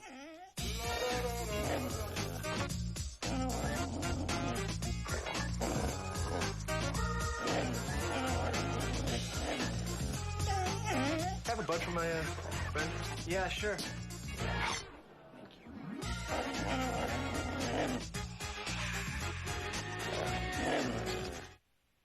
To be your best.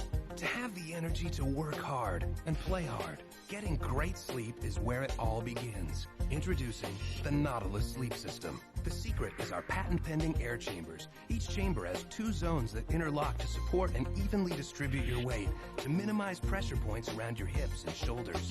With a push of a button, your side of the bed can change from soft to firm and anywhere in between to give you instant comfort. This innovative design is only available on the Nautilus Sleep System.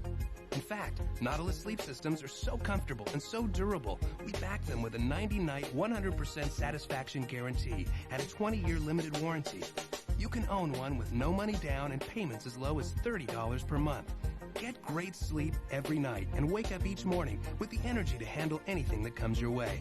For a free video and brochure, call or go online at greatsleep.com. Nautilus Sleep Systems, leading the way to great sleep. TNT. The NBA playoffs on TNT. Brought to you by Ford F-Series. The best-selling trucks are built Ford tough. By Gatorade Thirst Quencher. It's in the NBA. Is it in you? And by 1-800-CALL-ATT for collect calls.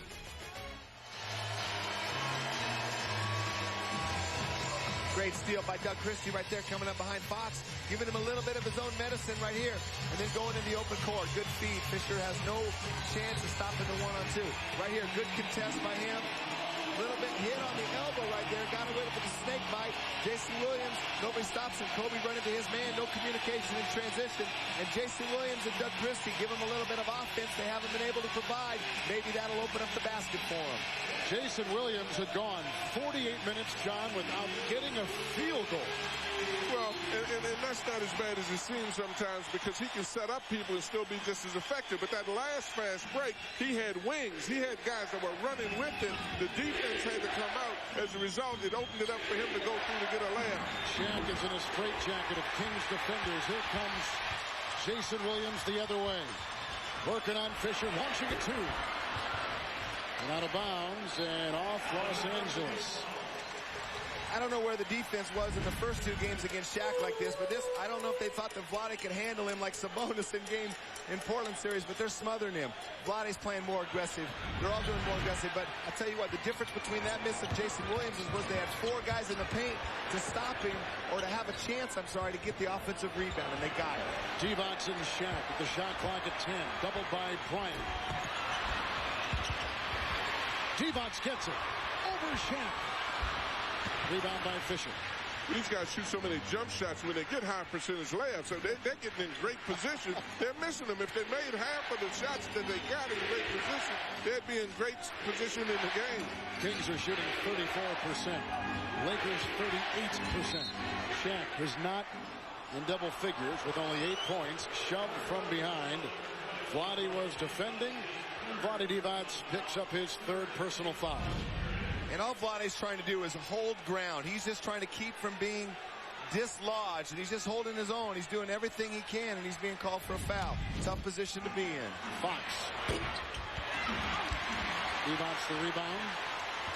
Kings +6 in rebounding tonight.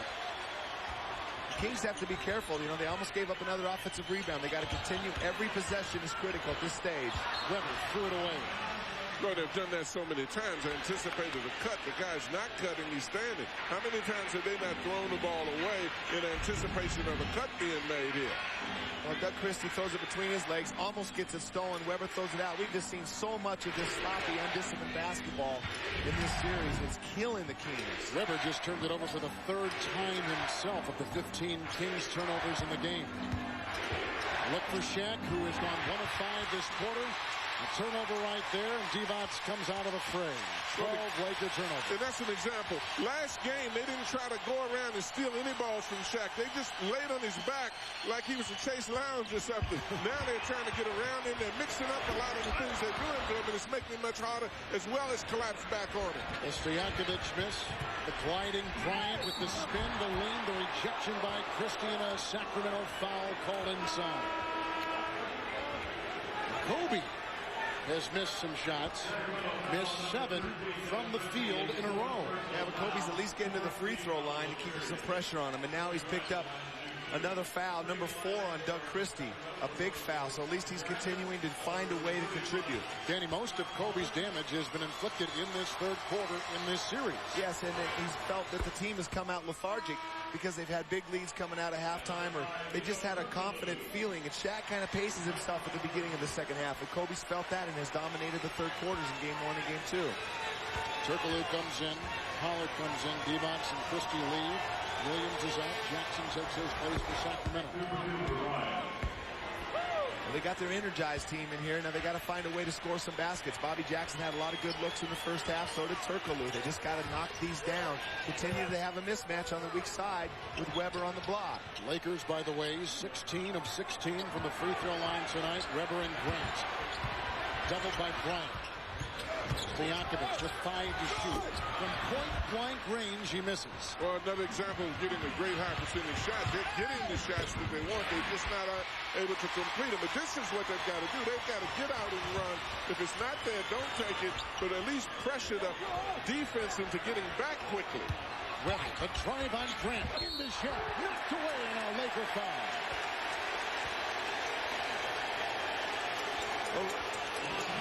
Right now, they're a little bit frustrated right there. Kobe went up for that shot. He definitely got pushed by Turkoglu. No call on Kobe, and then Weber takes it aggressive. So the crowd and the intensity that Sacramento's playing with right now is getting the benefit of the calls. Let's take a look at the WUSA on TNT.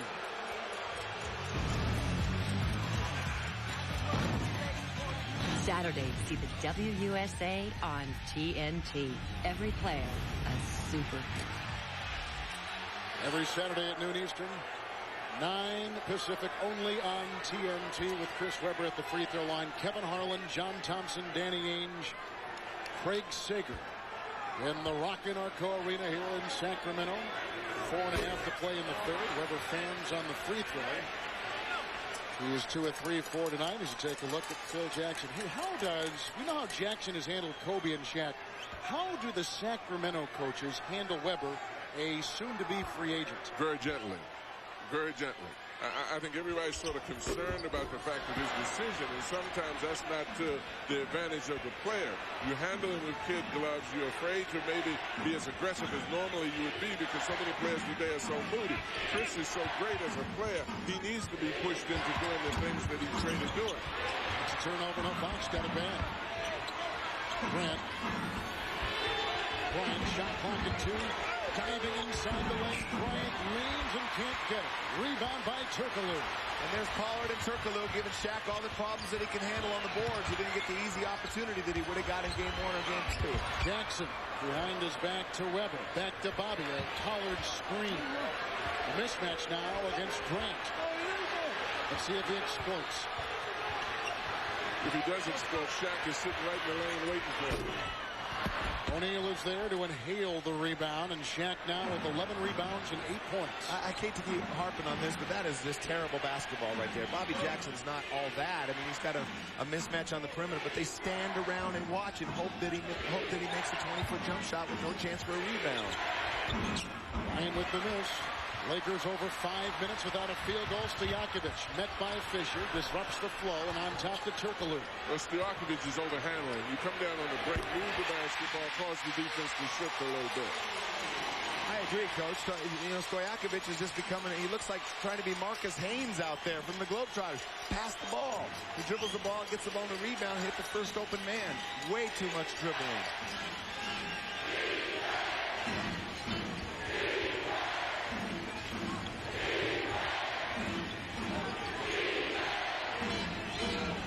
Clock at 7.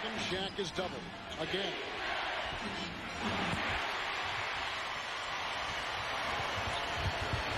Lakers have missed 8 in a row. Turkoglu for 3. Rebound by Fisher. Up to Kobe Bryant with 14 points. Dancing and weaving and outside to Grant. Missing everything. Shaq is there and down it goes. Well, the Lakers got caught up in the pace of the game. That was one of the things that Phil didn't want to happen. The Lakers came down, shot very quickly. But then again, the Kings did not keep their focus and concentration. Shaq is too good. He can hurt you in spurts. You've got to constantly keep focus on him, keep him off the boards as well as play him well in the half-court sets. The Lakers had missed 9 consecutive shots from the field until this flush by Shaquille O'Neal. No box out by Chris Webber again. That's what they're so frustrated about. They shoot an air ball, and Shaq right there gets the catch. No box out. Lakers have never trailed up now by 8. We got game in 17 days. It's WNBA. Ha! Believe it or not, many online brokers still rely on the technology of yesteryear. Is your online broker even trading online? Datech Online, built to trade.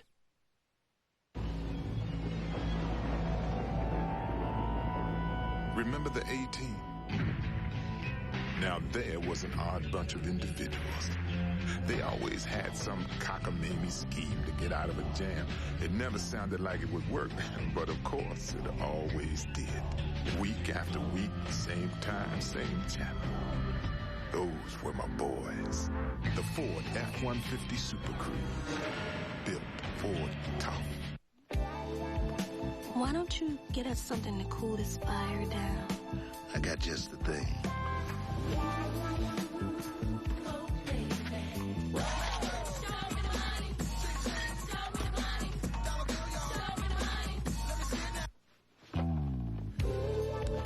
I got 2 laws for that fire.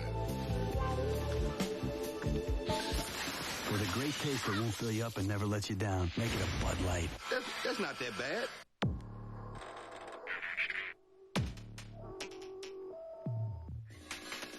We test dehydration under extreme conditions. We test how the brain works when the body is fatigued.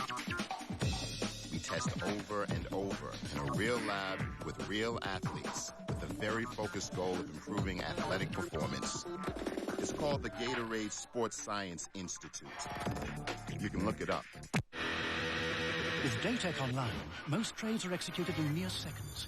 Plus, Daytech pledges to execute your marketable online order within 60 seconds or the commission's waived.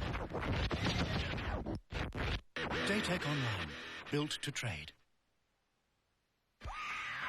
Hey, there's a lot that's catching my eye in the playoffs. Leading the NBA in accidental playoff flagrants is Juwan Howard. Really, I'm sorry. Career playoff highs for Mash and P.J. Brown. Didn't they used to play in Miami? Sean Elliott's Game 3 was very encouraging, hoping to make up for the loss of Derek Anderson. We've said it before, playoffs create stars. Milwaukee's Ray Allen is one. And finally, on Charles' comeback, we used to call it in Phoenix the triathlon workout. Steam, jacuzzi, and sauna. Got a feeling he'll pick it up a bit. Well, the big news with him is that he'll go to Chicago, work with Jordan for a month.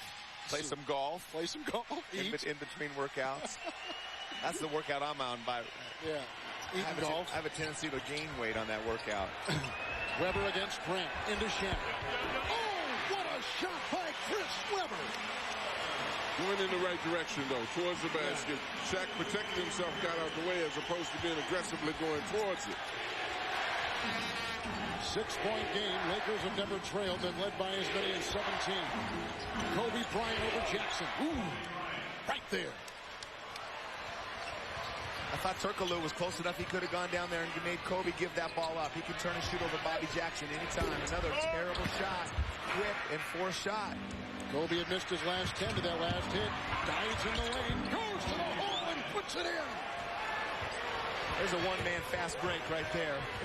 But it all sets up by the offense. Their execution is so poor on offense, and their shots like, even that shot by Weber was a tough shot. And they get so much of the energy from their offense. They're not energized if they don't do well offensively. But I tell you what, if Shaq doesn't get you, Kobe will. If the right hand won't get you, the left hand will. Weber has 18 points. Bryant has 18 points. Those are the two high scores in this third Western Conference semifinal game. Kobe again rolling in. Counted for 2 and a foul. He's knocked in 3 in a row to close out this third quarter. Well, good play by Weber. You see Shaq turns around. Just because he turns his back doesn't mean they couldn't have called a foul right there. But again, Weber steps back. He knocks down the jump shot. He's mixing up his offense a lot better tonight. Mixing about half and half at least of going to the basket and stepping out and shooting. But another great play by Kobe. I mean, he's just unguardable by Bobby Jackson down there. And again, Turkoglu could have taken the ball out of his hands. But why would you let Kobe post up against Bobby Jackson and let him get his own offense? Well, Kobe can do so many things on the basketball court. You're absolutely correct.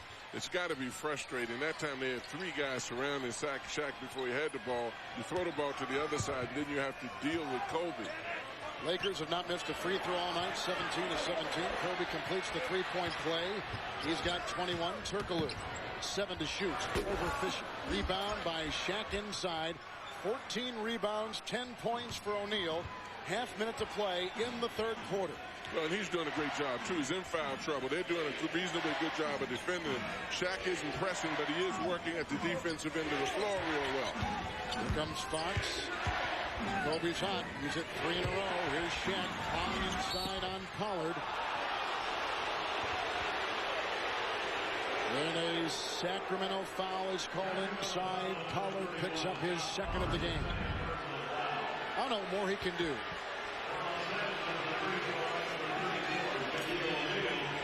Just not slap him across the face. Just can't do much more to get a rope and lasso him. Or pull him down. You pushed him, you shoved him. Lakers haven't missed a free throw all night. Shaq is 2 of 2. And there's the first miss. This is the second consecutive year that the Kings have trailed the Lakers, coming to a game 3 in a series. Last year, first round. This year, the second round. 7-game series. And this is where O'Neal had some of his worst playoff games of the season last year. This is where the Kings got back on their horse, began to ride, and tied the series up at 2 apiece, something they're hoping for tonight. They lose tonight. Never in the history of a 7-game series has a team been down 3 games to none and won. Ori holding on to Weber. Well, I'm a big Shaquille O'Neal fan, and I like watching him play and score 40 points and 20 rebounds, but I also like this. I also like the team showing so much respect for him that they're double-teaming him and open the game up and making other people beat him. We talk about the new rules coming in next year. This is what it's going to be like for Shaq. It's going to be a lot of double-teaming, but he's still dominant. He's still a huge factor just his presence alone. Well, he doesn't press. Kobe doesn't press. Now they're playing with a lot more maturity this year. Kobe Bryant explodes for 11 points in the third quarter, 21 for the game, a game high. And the Lakers holding on. They've never trailed. In game 3, they lead at 65-54.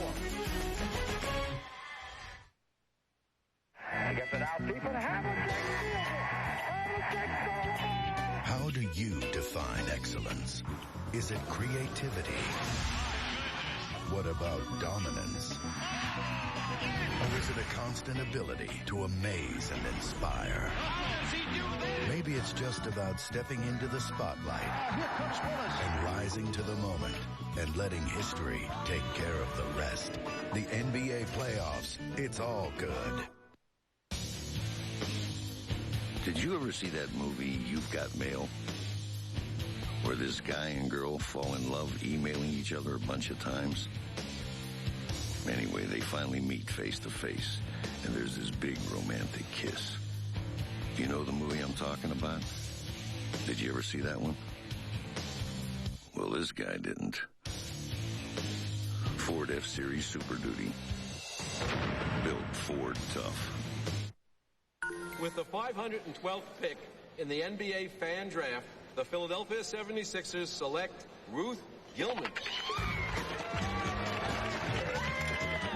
Every time you use 1-800-CALL-ATT for collect calls, you could be drafted to an NBA team. If your team goes to the finals, you go too, and get a $25,000 signing bonus. Just dial down the center, 1-800-CALLATT. The more you call, the more chances you have to win a trip to the NBA Finals. Yo, what's up, dog?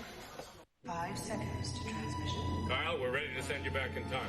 Remember, do not interact with the past. Just observe. All right, let's go. Stop. What? He has something. Go, the lever! Pull the lever above your head! Please, Kyle, pull the lever! One tiny bottle of Sunkiss couldn't possibly alter history, right? I don't know. Mr. President, your new cabinet. Thank you. That's a... Sunkiss. Experience the charge. Good work. Perfect Drive is our best rewards program. After just 4 rentals, our customers get everything from golf clubs to ski goggles. Even spa treatments. What if we also throw in a personal trainer? Hi, I'm Todd. Hi. Today we're going to work glutes.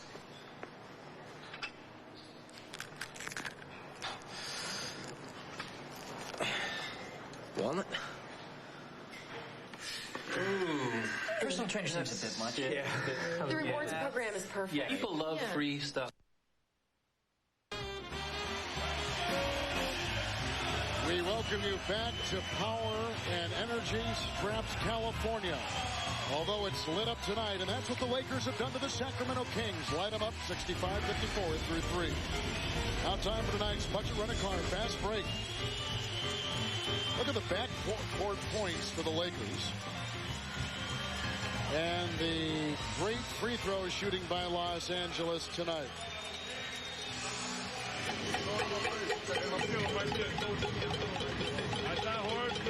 The Lakers put up with those cowbells. This stems from a comment that Phil Jackson made last year in the playoffs in the first round when he said Sacramento was a cow town. So that's the price you pay for that comment. Yeah, got to watch out what you say. We begin the fourth quarter. Kevin Harlan, John Thompson, Danny Ainge, Craig Sager. Shaq inside with 10 points. Brian Shaw caught it. Whistle blew away from the ball. It was inside, and a foul called on newly instated John Barry. I like this substitution. You know, he's a crowd energizer. This guy, I thought he should have got some time in the first half, but, you know, coming in fresh in the fourth quarter, quit the most important game of the year without any time early in the game is a little bit tough, but I like his energy and his ability to score some points. Lakers are shooting 38%. Here's Bryant, who had a great third quarter, and continues in the fourth. He's been a flamethrower in the second half. Bryant has scored 13 of the Lakers' last 15 points in the second half. But that's not an aggressive double team. If you're going to go double teaming like Weber was that time, you got to take the ball, make him a passer, just like they're doing with Shaq. There's Bryant, 23 points, and now 6 rebounds. Rips it into O'Neal, double teamed by Pollard and Turkoglu. And every turn, every movement of O'Neal tonight has been watched. Well, and they're far more aggressive with him. Last time, I thought that they were extremely passive. That time, they jerked his arm out of the socket and hit him. But one of the things that I think that has happened is that Vlade has tried to keep him out from getting a deep position. Last game, they let him get extremely deep position in the ball game, and then he was totally defenseless. Shaq missing the first free throw, and the commissioner of the NBA is in town watching this game tonight, soaking up what has been a great atmosphere. Adam Silver, by the way, is on the left, and there's Commissioner David Stern in the middle. Adam Silver runs NBA E and is the right-hand man, along with Russ Granick, for the commissioner. And that's the brain trust, the people that make this great machine work. 68-54, the Lakers. Christie. Webber. Minute gone here in the fourth. More movement needed, though. This is a great passing team. Everybody's standing, letting one guy go one-on-one. And you can't take advantage of your ability to pass when that happens. 4 fouls on Robert Ory. LA's got to feel great right now, though, with 11 minutes to go in this game. Shaq and Kobe both in foul trouble in the second quarter, only have 3. They have a lot of fouls. They can become aggressive at both ends of the court down the stretch.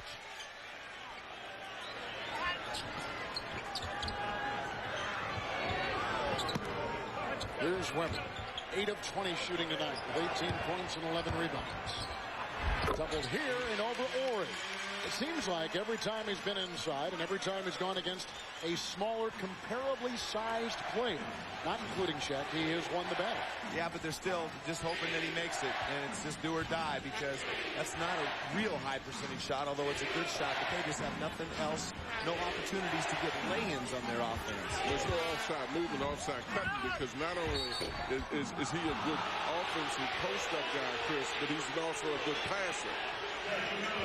Bryant contorts his body, and a 4th foul is called on Vlade Divac. What a great 1-2 combination. And Shaq, what a great asset it is to have a guy that's 340 pounds setting screens for you to try to get that people don't want to leave because they're so afraid. Well, the other thing that you have to respect Kobe for, a lot of players are reluctant to go in and take the beating. When you penetrate to the basket, you take the beating. Kobe's not afraid to take the beating to get to the foul line, and that's why he's such a great player, because he can hit the outside shot, and he will take the punishment going to the basket. Dan, you were telling us a story today about Phil Jackson's words to both Bryant and O'Neal at the end of last season.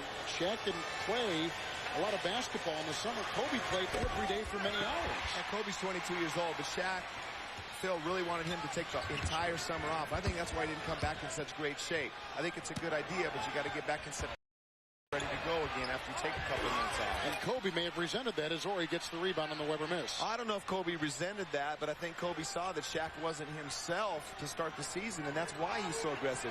The way Shaq's playing now, there's no question that you get him the ball in the post. Ory, Shaw, Bryant against Turkoglu, the drive, the lean, and the foul as Divac was there, and Turkoglu and Bryant exchange words. And a shot with Divac coming into play. Peacemaker, I think. Unless Divac is saying, get away from my friend. No, the frustration. I like Kobe. He's just walking away from the confrontation. He's just trying to play. He knows that they're frustrated, and they just got to continue to attack and end this series tonight. I know it's not finished, but it will be. Third, you're right. You're exactly right. No team has ever come back 3 games down and win a 7-game series. Well, again, and there's an example of Kobe taking the hit. I mean, a lot of players do not want to do what he is doing. It's something very simple, but it's also punishing. That's why a lot of guys become finesse players and jump shooters. They don't want to go in and pay the price of going to the foul line, and Kobe does a great job of doing that, and particularly when you're ahead, as opposed to launching up jump shots or ill-advised shots. He's still getting productivity from the foul line. And the great thing for the Lakers right now, sorry, Kevin, is that they're in the penalty the rest of the quarter, the rest of the game, and so, as long as they're shooting free throws, Sacramento cannot get out and run and excite this crowd. John Barry maneuvering in, banking it home. The Lakers have a tendency to start standing around when they get leads in the fourth quarter, though. They stop being as aggressive. They try to run more time off the clock, and that could play into the Sacramento's hands right now and try to drunk up the game. And, John, here they have 58 points, the Kings do. This is the highest scoring team in the NBA in the regular season with just 58 points into the fourth quarter. Well, a lot of that has a lack of good defense because you've got to stop the Lakers in order to run, and they've got to get out and be able to run, especially when you're at home and you're trying to involve your own home crowd. What is Doug Christie thinking about? Football didn't have a chance. He wasn't thinking. And that's what Rick Adelman was talking about. And Craig Sager said Rick Adelman indicated to him that they had the energy, but they weren't being smart. That was a perfect example of not being smart. Excuse me, John. Technical foul on Robert Orr, pleading his case with his coach. Watch Christie. This ball had no chance of going in. This is ridiculous right here. This ball, if it goes in, fine. I mean, you got to make him earn it. You can't just give him a basket.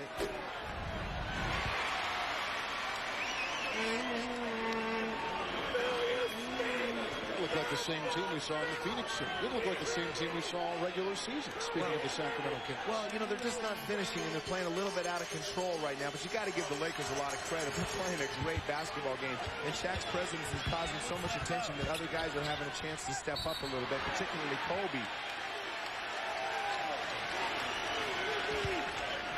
But Shaq also, you know, I think that the defensive pressure that they're having to put on him and the intensity and the fact that they got behind. The Lakers came out ready to play tonight, took it to him right from the get-go, and Sacramento's been playing catch-up ever since, and they're playing out of sync. They're rushing, they're one-on-one, they're trying to do it individually rather than being patient and allowing the team as a team to come back. Christie's got a cut on his elbow, and they take a break with Sacramento trailing the Lakers 72-59.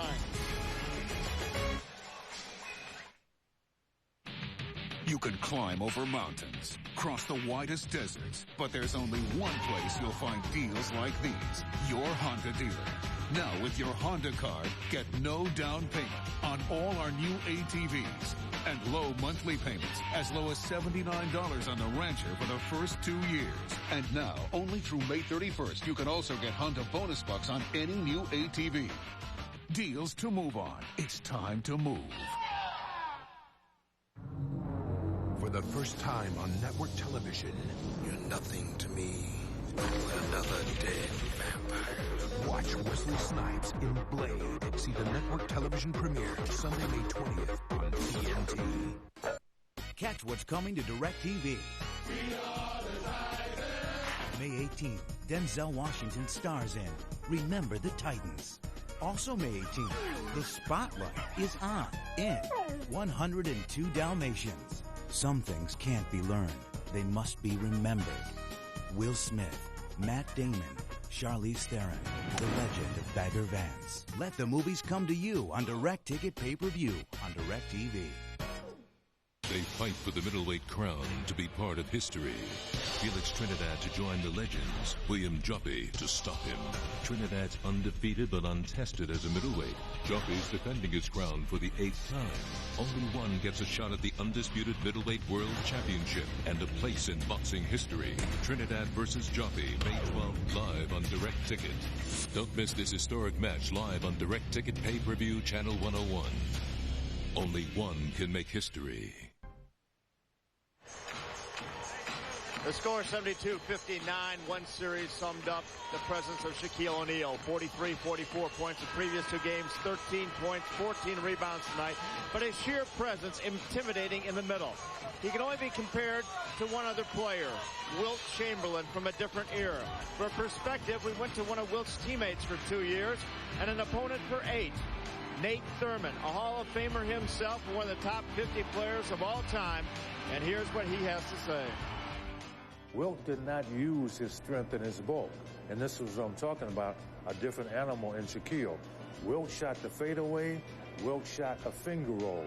Wilt did not go in and bump and dislodge people. That was not his game.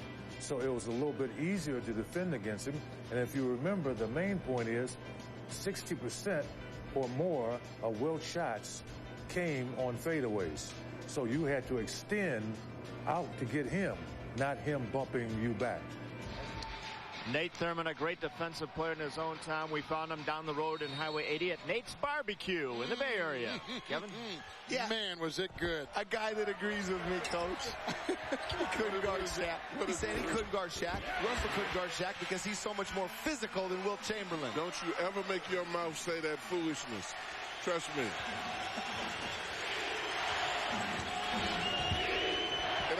And I give Shaq credit for his greatness. That has nothing to do with it. Wilt Chamberlain averaged 50 points a game, so somebody couldn't guard it. I know, but he didn't use his strength. He faded away. Double team Shaq, flips it outside. Shaw to Fisher for three. Derek Fisher does it again. He's got 12 points, 3 assists, and the Lakers build their lead again, 75-61. Good move by Christie. Puts it inside, and it'll count. Well, that was an example of cutting. And because these guys can pass so well, both Vlade and Chris Webber, when they're standing around and guys are not moving, you can't take advantage of that. So it makes it easier to double Chris when he is in there in a posted position, or easier to guard Vlade when he's in a posted position. Their passing becomes another threat when the offside people are in motion. Kobe Bryant has 4 personal fouls. You know, last game they were at the same stage, and it seemed like they were down by 30 because of their energy. This game they've at least played hard, and they're one spurt away from getting right back in this game. And again, because the Lakers slow the game down when they get a lead, I think that Sacramento still has a chance in this game. Inside, looking for Bryant. What a play! Kobe doesn't think so, though, does he? He doesn't think so. Kobe is unbelievable. I love his timing. Love his timing. That was incredible. Here's Christie into Divac, knocked away. A 3-on-2. Shaw to Bryant, cuts inside. Overberry finds it again. Kobe Bryant with another jaw-dropping play. 29 points. And I love the fact that they're not letting up. In the first 2 games, they had a chance at the fourth quarter. Right now, they're not. Kobe the alley-oop, and then the fast break, they force the issue. I love that. Go inside, a foul called on the Lakers. This is unbelievable. Well, you don't have many guys that can do this. I mean, you're talking about the guy, he's added strength to his game because you're sealing, you're pushing, he's doing a lot of things in traffic, and then now he uses finesse, makes a quick spin and jumps up and makes an unbelievable basket. Bryant himself has accounted for 29 points. In the Laker backcourt of 45, there's 15 for the Sacramento Kings. They are getting killed. Well, in terms of backcourt scoring as Vlade Divac gets the first free throw. Excuse me, Kevin, and that's the danger. And Shaq absorbs so much energy in your defense. You try to talk about and analyze how you guard him, and you tend to forget that you've got an exceptional player like Kobe who just busts loose and hurts you once you do the things to slow Shaq down a little bit.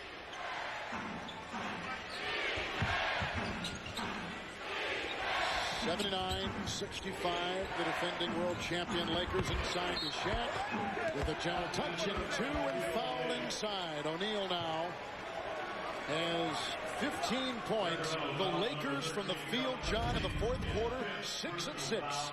Oh, very definitely. And you don't have a whole lot of guys that can do what he can do, too. I mean, he's strong. They hit him that time. He went up and still put the ball in the basket. Christie picks up his 5th foul. Shaq has that roll in. 3-point play for him. Wisconsin coaching staff of Pete Carroll on the right, Rick Adelman on the left for the Sacramento Kings, who really thought going into tonight this was their night to go. And now alley-oop to Chris Webber. He's got 24. Well, the Lakers have shown no signs of letting up right now. Now Kobe's turned his aggressiveness on the offensive end, and that time they went to the weak side with the triangle. They formed the triangle on the weak side of the offense, and Shaq was on an island on the weak side, but the double teams didn't have a chance to get there. Grant to Fisher, who's played a very efficient point guard. 6 seconds to shoot. Fisher with the miss. O'Neal with the rebound. Counted for 2 and a foul. Shaq is turning it on. He's got 18 points with 16 rebounds and made this look easy inside. Well, they made it look easy, but Chris was actually trying to keep him off that time, but that shows Shaq's foot agility. He spun off of that box out and just out-hustled him to the left and got the ball. And I think this 75-pound weight difference had a lot to do with that one, too, because Webber, you got to give credit. At least he tried that time. Christie misses the dunk. Shaq comes up with it. Lead pass to Fox. Behind-the-back pass to the trailing Bryant. It's loose. Kobe gets it. Great move on Barry. Leads inside to Shaq, and John Barry gets the steal. Well, I love John Barry's energy. Dan was absolutely right about the fact that, his energy tends to be contagious with the rest of the players. Finally, Webber got it. 26 for Webber, but Bryant had a nice block in the first attempt. But in Chris is inside. I mean, now he's inside power. It's just the other aspects. They can't put together all of the aspects of the game that they need to play. Defensively, they relax. Shaq gets an offensive rebound when they make a run. Offensively, when they stop, they've got to get out on the break and capitalize. Fisher to Bryant. The drive on Christie. The flip to Fox. He'll put up a 3. Rick Fox from outside, 11 points tonight. The Lakers have hit 4 threes after missing all 10 of their three-point shots in Game 2. And with that, they've got their biggest lead tonight. That might have done it right there. The Lakers are on a roll. They lead with their biggest margin of 18. A lot of online brokers still process orders the old way, sending them from one middleman to the next. Is your online order routed to get you the best available price? Daytech Online, built to trade. Only one left. Who wants the last Frost Brew Coors Light? Beerman. Beerman. Whoa. Close one. Close. The beer man is going to have to consult the instant replay.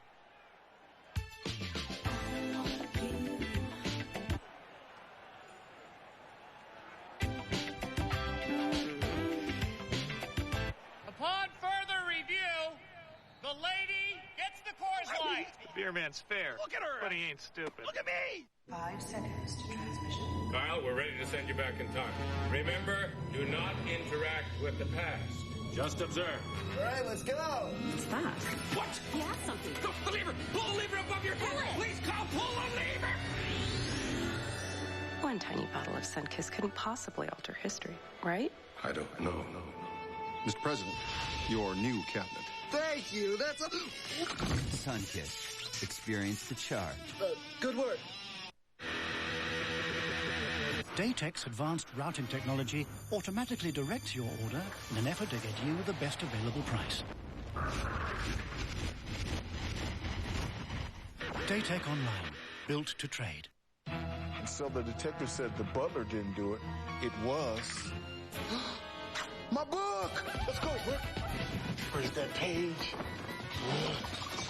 I've got to finish my book. Hello, sir. Can you please tell me how your book ends? No! Now I'll never know.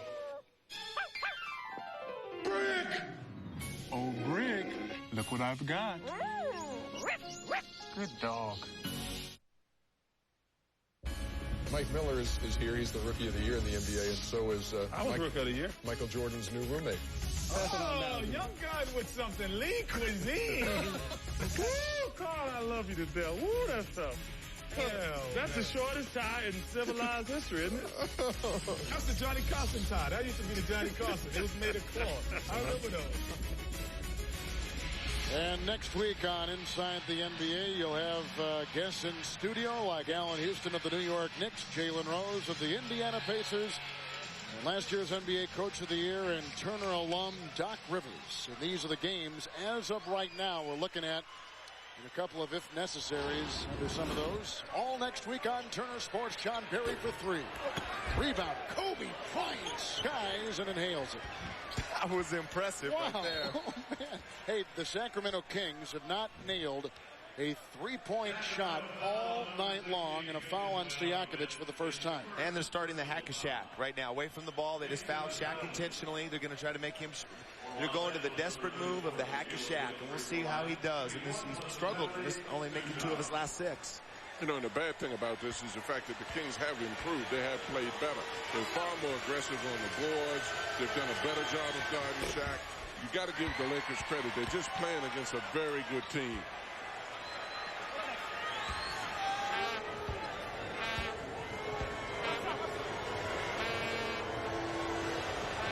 O'Neal again.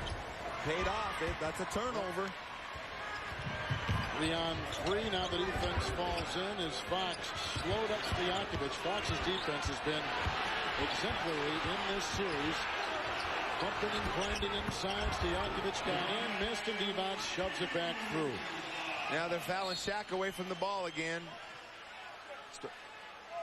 This will be a fun way to finish the game right here. But you know what? Shaq's got to make him do it. But Stojakovic, would you please pass the basketball?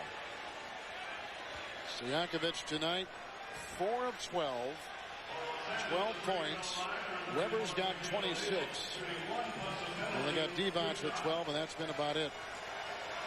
And Peja uses up the whole clock to get a shot, so he might as well be delaying the game for the Lakers. The Lakers want to get out of here. They want to cut the game. So Peja takes so much time getting his shot, but that cuts the clock for the Lakers. When we talk about players being in the zone, you know, being in the front part of their brain, right now Shaq's in about the back left side of his neck in these free throws. John, don't even ask, don't even try to explain. O'Neal took it inside after the miss. And a foul on Stojakovic. He's got 3. Shaq tonight, 4 of 12 from the free throw line. And you can see why they are doing this. He is, at best, a 50-50 free throw shooter through the course of the season. But when he's shooting free throws, John Barry and Doug Christie have to get in there and rebound. Oh, my goodness. All women and children close their eyes right now. And Shaq's shooting free throws. That's one of the things he does like Wilt. Yeah, go under. He uses his strength. I'll tell you what, though. I mean, they let him get the free throw back. I mean, they need 5 guys to rebound his shot. Well, they have to be able to capitalize down at this end of the floor. I mean, you come down, and then now Shaq's going to get a dunk right here.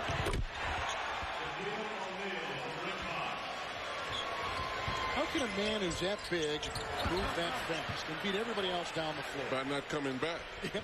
That's one way. Well, he was at half court. By not coming back. He was trying to keep from getting fouled. Yeah. This thing's over. Oh, yes. 90-71. Lakers on top. Here comes Fisher. Off to Grant. And back to Garrett for 3.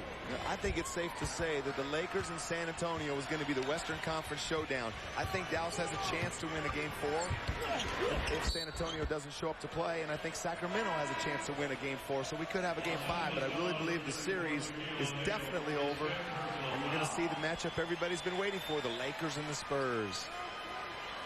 Sacramento right now has the biggest deficit of the series, down by 19. They never led in this game. The highest scoring team in the NBA, the Sacramento Kings, never led. Well, and that's to the credit of the Lakers, because I think the Lakers came out and executed their game plan extremely well, too.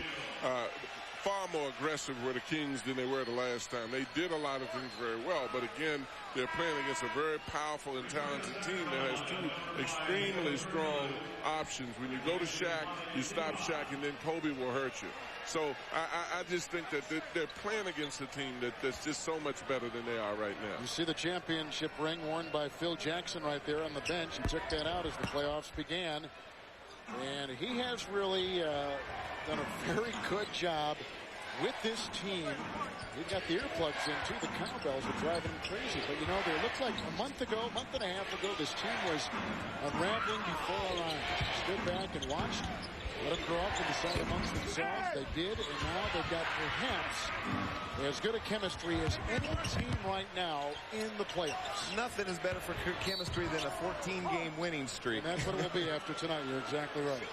And, you know, they've had a great success at home, but everybody's feeling good about themselves right now, and the team is playing with so much energy. There's a lot of questions. Is this team better than last year's team? I don't know if they're better than last year's team when last year's team was at its best, but they're playing a lot more consistent and with a lot more consistent energy. And I think that the relationship between Kobe and Shaq from a playing standpoint, the timing to them doing the things that they can do are a lot better this year than they were last year. They don't cross over each other as much. And I think the fact that both of them sat out extended periods of time in the second half of the season and sat back and watched and respected the other one while they were able to win some games without each of them on the court, I think helped them both change their outlook. And and then the addition of Derek Fisher, I think those three reasons have been the greatest reason for their success. Kobe Bryant, 29 points tonight. Oh, Kobe Bryant puts it in for 2:31 to dominate with the Lakers tonight over the Sacramento Kings. He looks as fresh now as he did when we tipped off 2 hours ago. Does it smoothly, very easily, very smoothly. And you know, the Laker team last year didn't do this. I mean, they showed up in Game 3 and just kind of tanked it and thought the series was over, and they didn't have the killer instinct. And they showed a tendency of that in Game 1 and Game 2, but they really came out tonight and played great because Sacramento came out with a ton of energy. Mark Madsen is in the game. He was a high pick out of Stanford. He's taking the place of Shaq, who is out. Shaq finished with 21 points and 18 rebounds tonight. As we're under 3 minutes to play in this Game 3. And again, repeating, no team since they've gone to 7 games in the playoffs has ever come back from being down 3 games. And the way the Kings are technical foul. A technical foul has just been labeled on the Kings. Lakers have their biggest lead. This game is over and the series may be over. It's been a disaster for the Kings.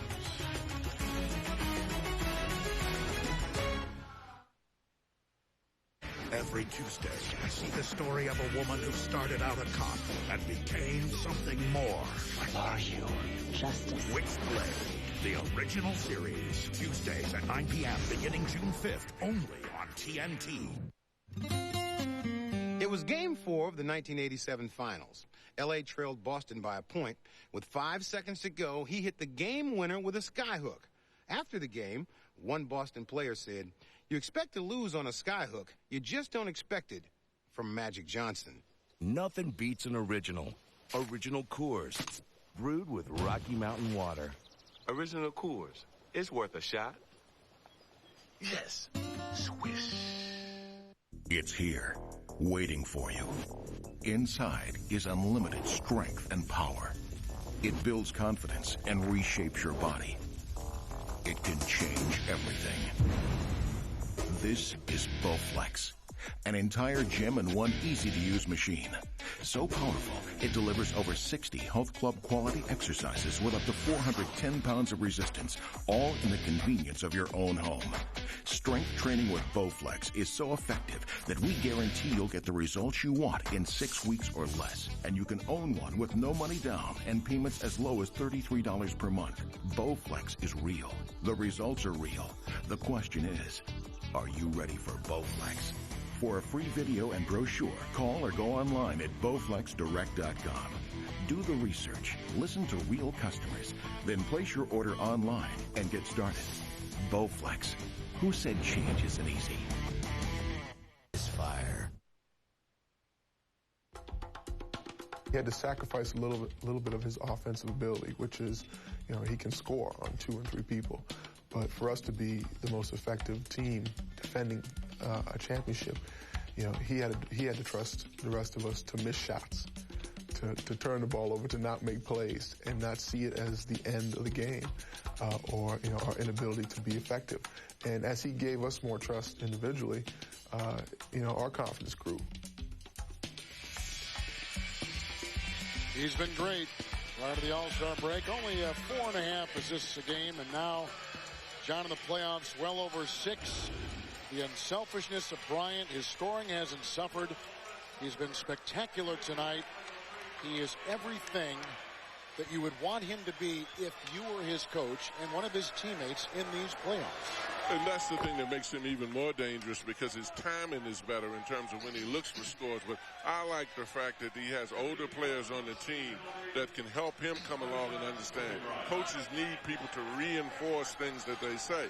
And it's great when you look at that Laker bench and you look at some of the experience that they have on that team to be able to sit and talk with a guy like Kobe and have him respect what they're saying. Some house cleaning here. Bryant took the technical free throw, and that was a technical on Doug Christie, who fouls out of the game.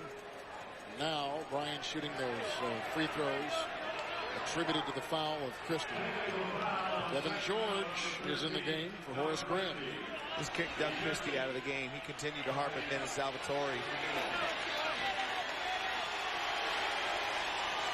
I got to tell you, Danny, I thought he hurt him in game 2 because he took too many shots, and I think he hurt him tonight again with his offense. Doug Christie? Yeah.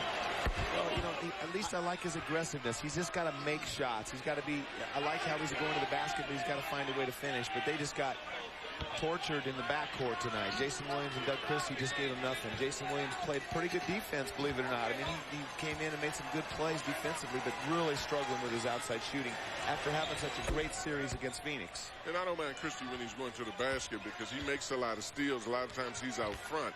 I'm concerned when he's taking a lot of jump shots, but I agree with you. The fact that he's aggressive, this team needs some form of aggression, but it just hasn't been successful with what he's doing offensively. But he was 3 of 12, and he had a horrible night in game 2, and he just hasn't helped the team. It's not how many shots you make, it's how many of them you take. Ask Danny Ainge. I know that. He was 3 of 13 in game 2, by the way, too. No question. FGA is the most important stat out there. All you wanted to do is get the shots off, weren't you? No question. Hey, once it leaves your hand, it's out of your control.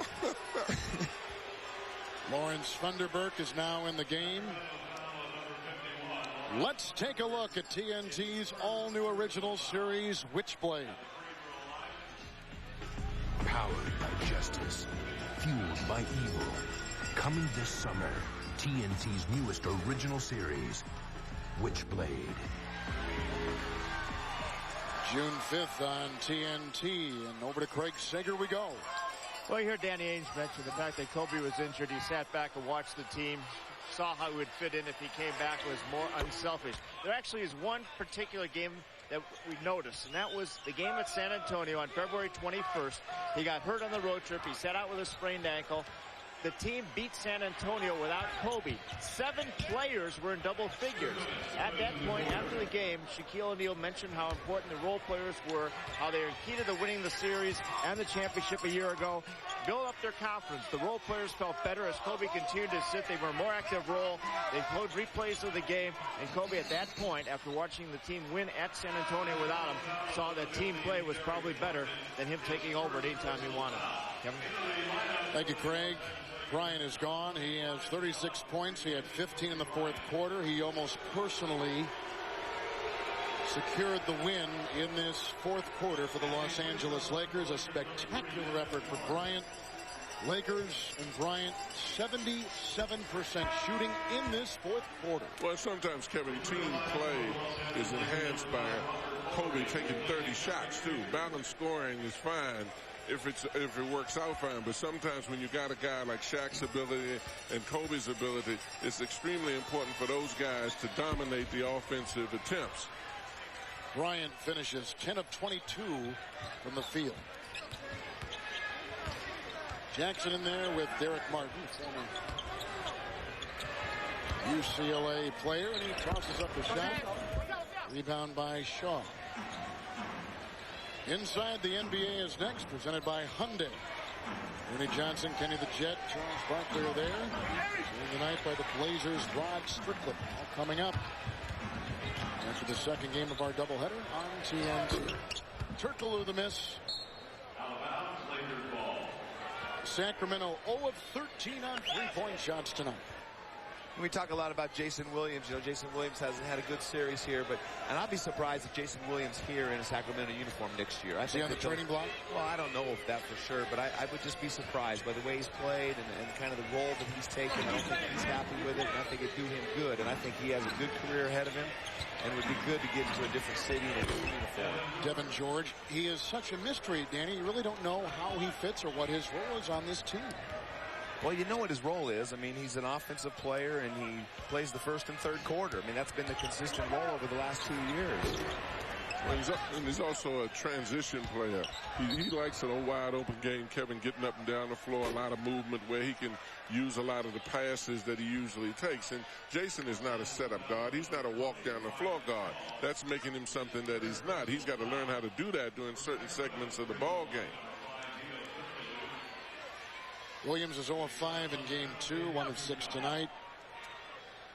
That one basket he hit was a drive down the lane, a layup. Turkoglu at the free throw line. Remember, we told you that the Sacramento Kings were the #1 scoring team, #1 offensive team in the NBA. 77 points tonight. Team averages over 100 a game. Again, sometimes your best defense is having great offensive players, and having to worry about Shaq and Kobe maybe took away a lot of their offensive confidence, and because of their defensive, they were just defensive minded throughout the series. But whatever the reason, you got to give the Lakers a lot of credit. They have the ability to be one of the top defensive teams like they were last year, and their intensity level's been great throughout the playoffs. Teron Lue nails a three-point shot.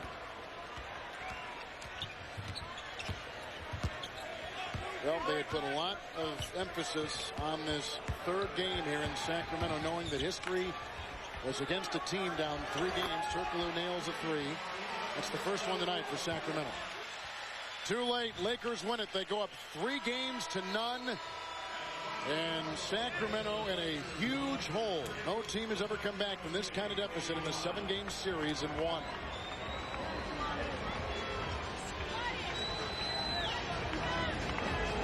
.103-81 is the final score. The champion Lakers win it. Let's send it over to Craig Sager. Well, Kobe, the first 2 games were won in the third quarter when you took the game over. Same thing here, except after going 3 for 15, you made your last 7 shots. What was the difference this time in the third? Well, you know, it was a slow start for both teams to start the second half. But, you know, they had Bobby Jackson on me, so I just ran him down the post. Something that I really wasn't looking forward to taking advantage of in L.A., but out here we needed to do that. Coach Thompson was commenting the fact that you go to the hoop, sore ribs and all, you go to the free throw line, take the punishment. Are you conscious when you go in there knowing you get hammered? Yeah, but I'm not afraid of that. I'm not afraid of getting bumped. I'm not afraid of a little contact. If I was afraid of that, I wouldn't play. We talked so much about the first 2 games, Shaq was unstoppable. Is there anybody who can stop Kobe Bryant when you want to take over?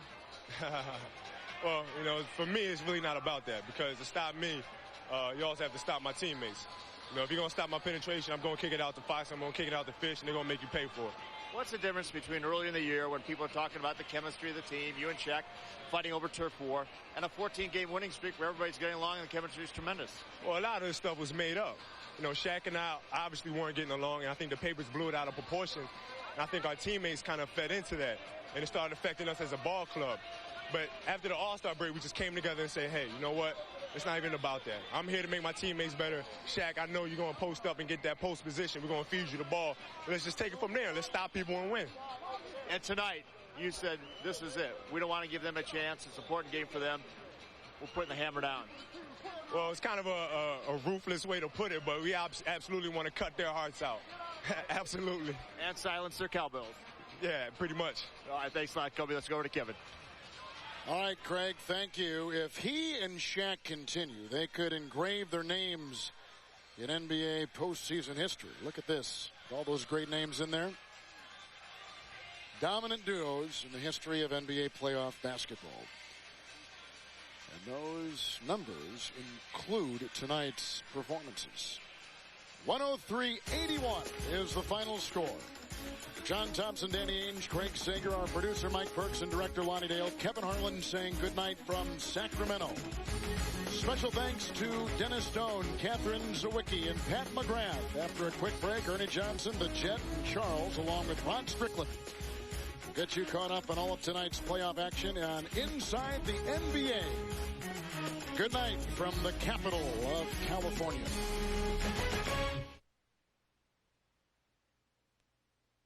The new version of Oracle will make your website 3 times faster. Or we'll give you $1 million.